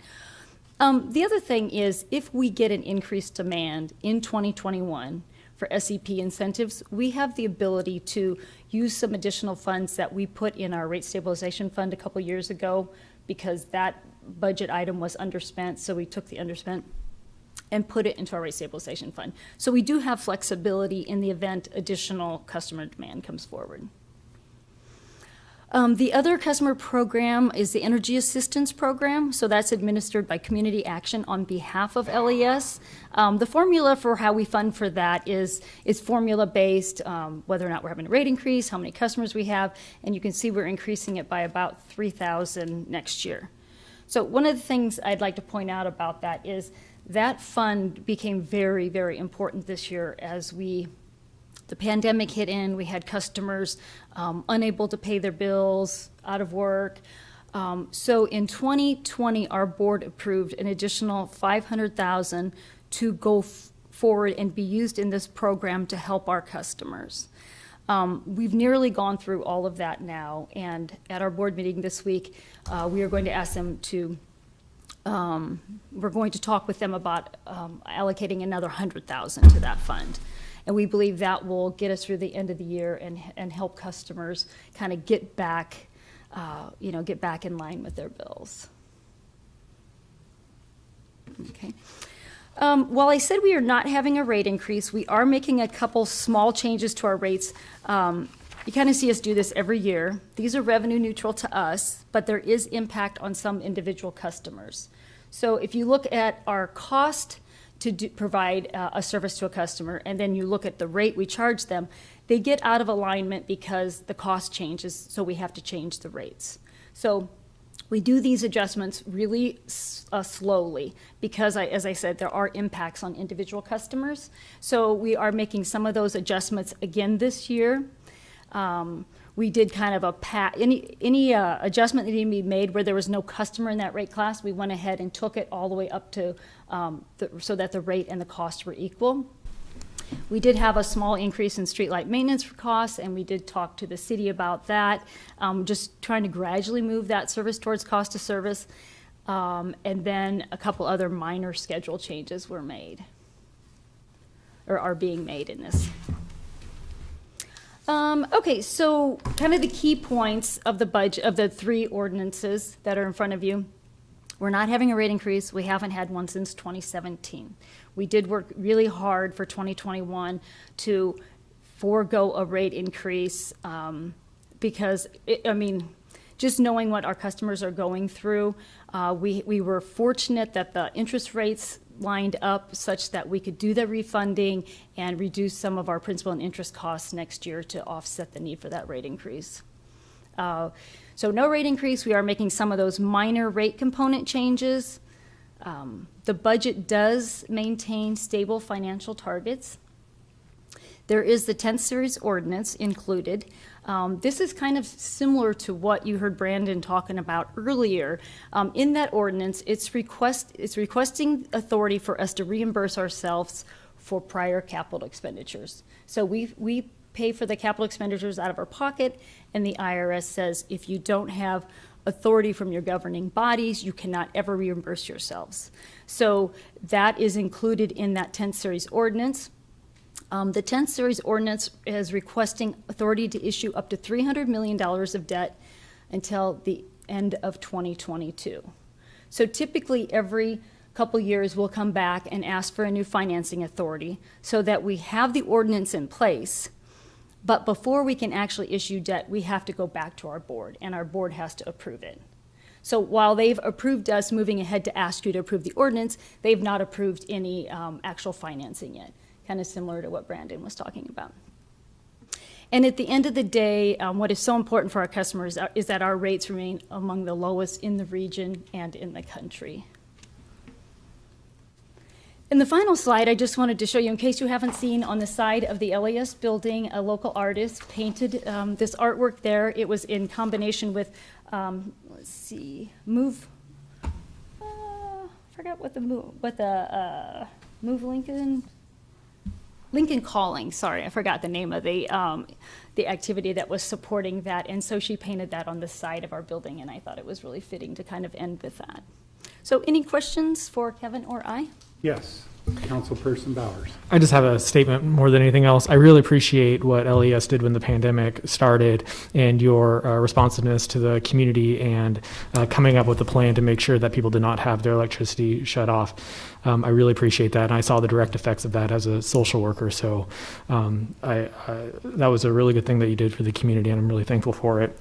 The other thing I want to say thanks for is the continued allotment of funding for folks who are struggling to make ends meet and struggling with their utility bills. That means a lot also to families, and I see that every day. So thank you so much for what you do for them.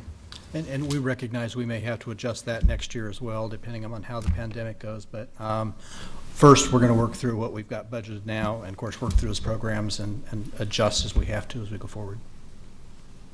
Yes, Councilperson Rabel. Thanks for the budget abbreviated. That was wonderful. I do have a question. You had mentioned that the streetlight maintenance went up, and I thought since we had been rolling out all the LEDs, that streetlight maintenance would be decreased because we wouldn't have to be changing out the lamps or as frequently. So right. So it is a little confusing when it comes to it. So the maintenance on the pole that the head sits on is where the majority of that maintenance dollars is going. And those poles were not changed out. So they've got to be painted, they have to be inspected, all those sorts of things have to happen to them.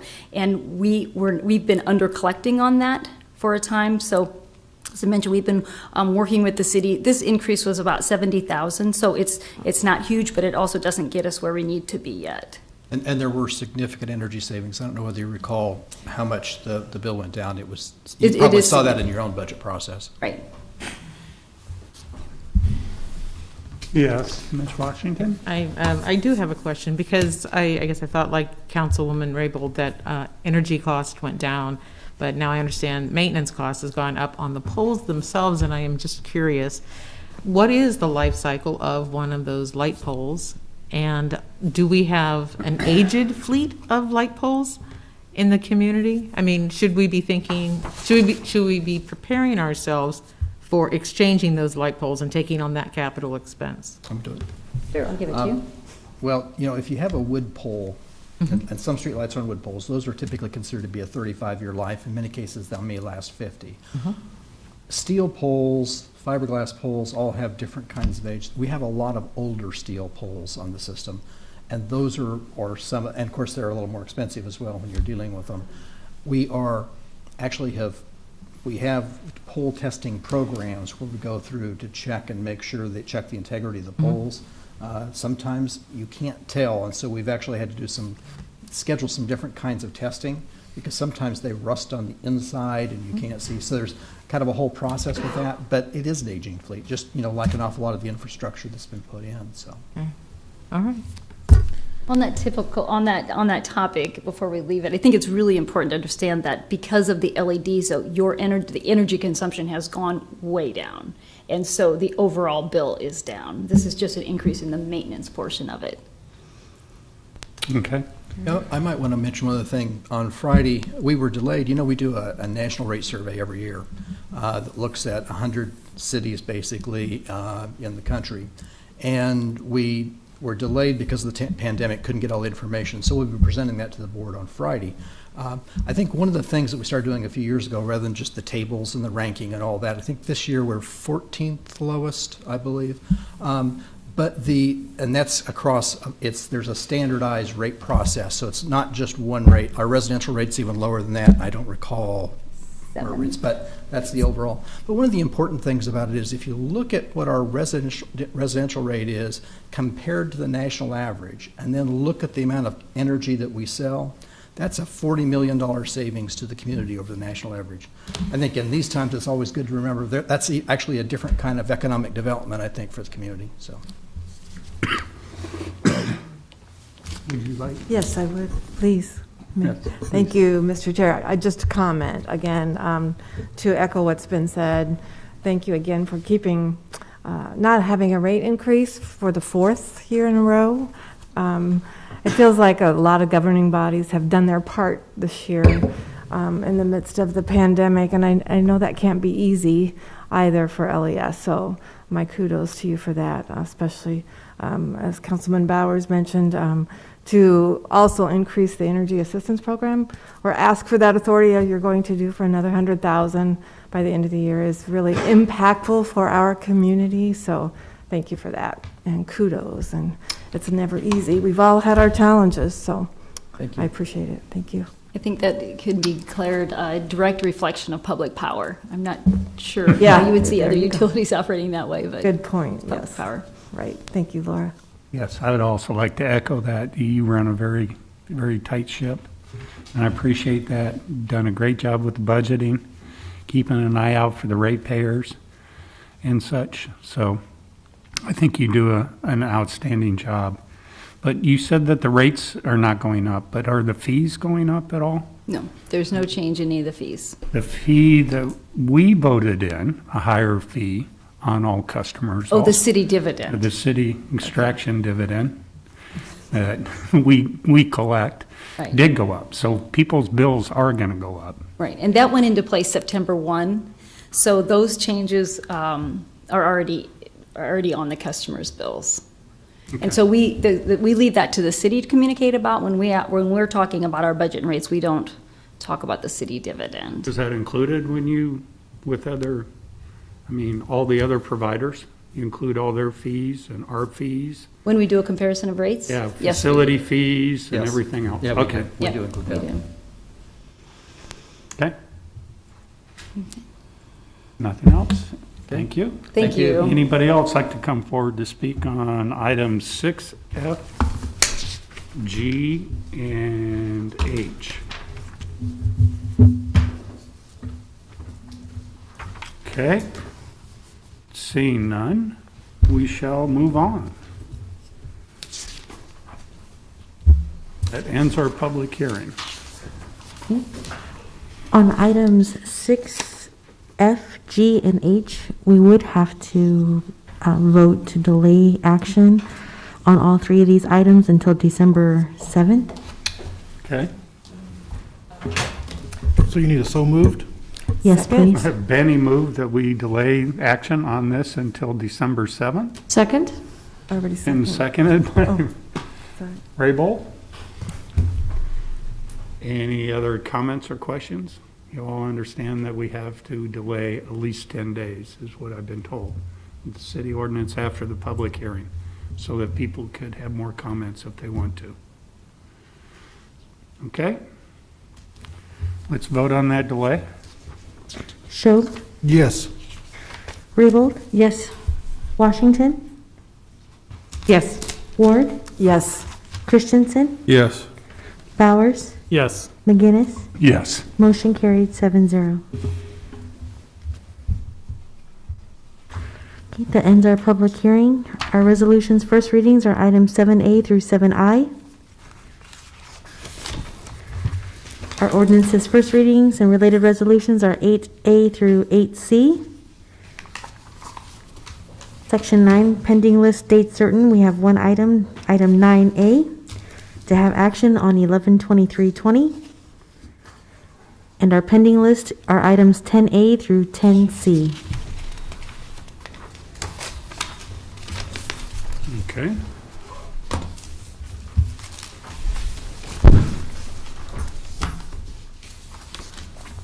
So this brings us up to our public comment. And so anyone wishing to address the council on a matter not on the agenda or not planning to appear on a future agenda may do so with the open mic session. Individuals are allowed a total of 5 minutes to speak regardless of the number of topics.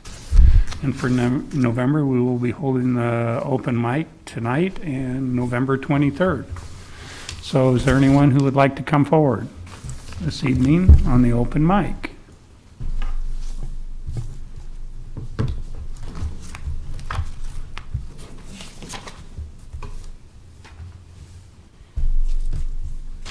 Hello, my name is Fanshawn. Once again, I wasn't going to speak, but once I arrived and saw Jane Raybould present, I thought I would. Give me a moment here.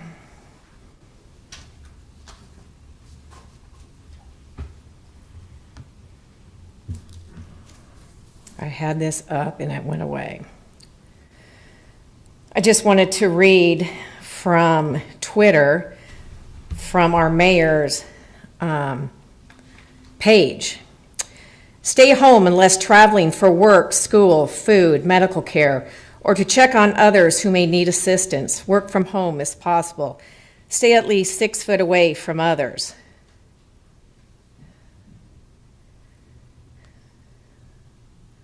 We must take action now before the hospitals are overflowing with patients. The actions we take today will impact our situation 2 weeks from now. My husband and I flew out Friday to Denver. We were surprised to see Jane and her husband Pepe. Looked to be flying to me to Orange County probably to see her kids and grandkids. So my question is, Jane, do you not believe COVID is a threat to us here in Lincoln?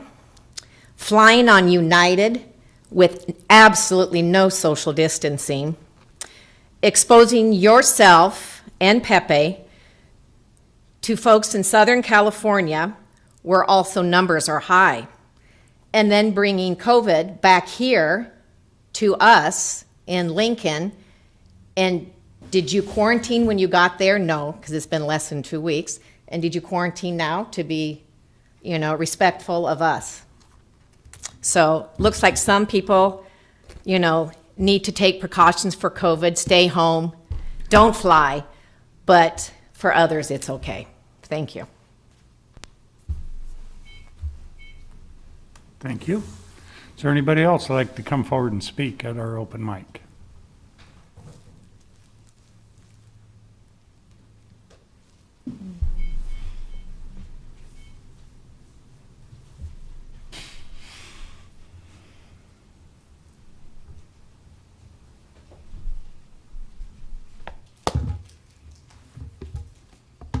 Thank you.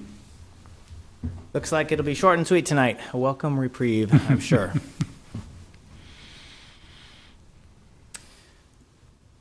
Again, my name is Samuel Lyon.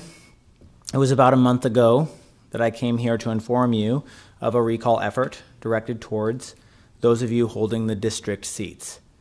Today, I'm here to get an update from you. It's been almost 20 days since you were served the recall paperwork by the Lancaster County Sheriff's Department. And I was just wondering, are you planning on responding tomorrow or the next day? If so, you will have taken the fullest amount of time allowed by law to decide your response. I couldn't help notice the irony that if you had just waited 7 more days to hold the additional required hearing for the mayor's appointment, Pat Lopez, if you had considered the appointment for just 1/3 the amount of time that it's taken for you to formulate a 60-word rebuttal statement, you may not even be in this situation. It has been said, do unto others as you would have them do unto you. So I ask you, how would you feel if tomorrow or the next day, when you send your statement back to the election commissioner, if he responded, oh, I'm sorry, you missed your opportunity to be heard.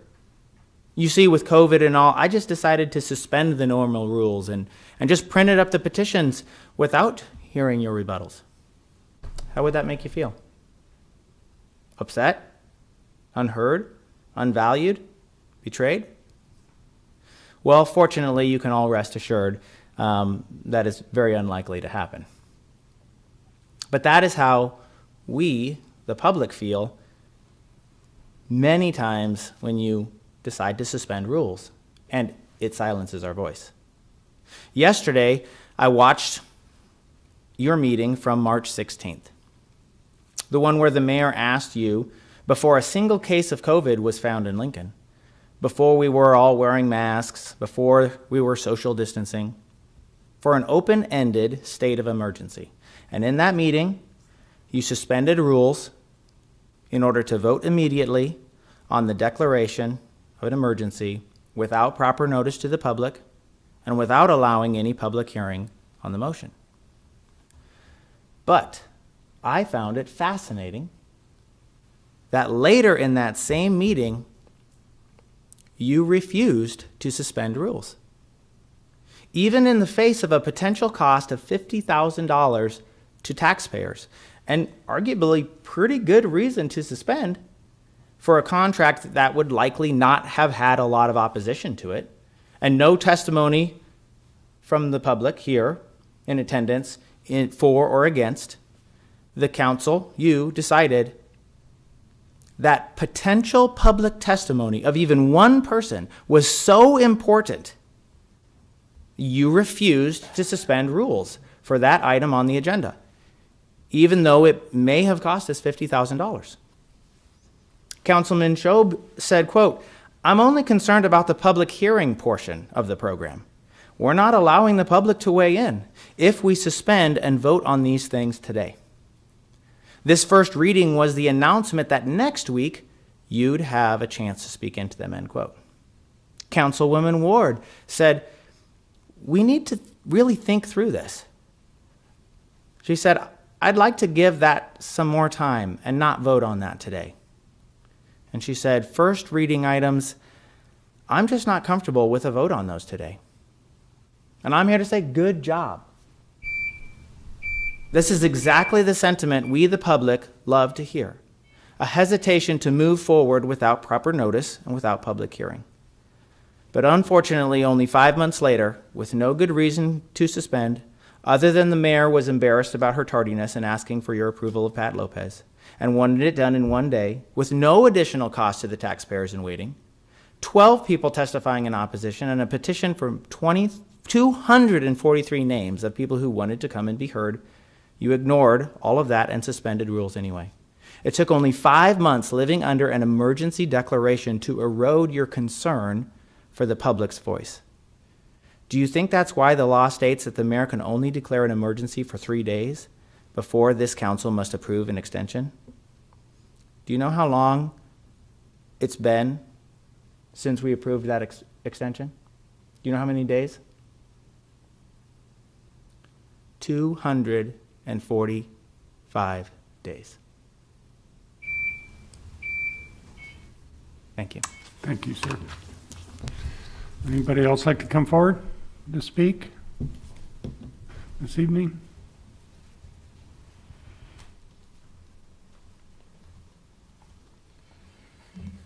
Good evening. Roy Helm, address on record. At the last meeting, I was blindsided by a vote, and I remarked to Councilwoman Raybould that I felt like I had a clear understanding of what Nancy Kerrigan felt like when she got kneecapped. But I've come to terms, I've forgiven, and to reflect back on previous statements, or a previous statement that I made, I do understand that I'm going to come here, not always going to vote the way I want you to vote, support what I want you to support, and that is part of our political process. I don't have to always agree. I'm not angry, disappointed, but I'm not angry. And I'm not going to threaten recalls or threaten movements at the ballot box. It's part of our democratic process that things happen. We're in the middle of a crisis. I applaud your actions and our mayor's actions in declaring an emergency because it is critical. We are in crisis, and we were fortunate in this city to be ahead of the curve because of the actions taken. So thank you, and keep doing what you do. May not always be in agreement, but I do appreciate the work you do and the consideration you give. Not all of us think poorly of you. Not all of us are angry. I think a lot of us are concerned, but please, thank you, and have a good evening. Thank you. Oh, and go Big Red. Would anybody else like to come forward at this time? Seeing none? Yes, Mr. Christian. Mr. Chair, remember the golden rule, and I move adjournment. Second. Been moved and seconded by Councilperson Raybold. We adjourn. Please call the roll. Schob, Yes. Raybold, Yes. Christensen, Yes. Ward, Yes. Washington, Yes. Bowers, Yes. McGinnis. Yes. Motion carried 7-0. We stand adjourned.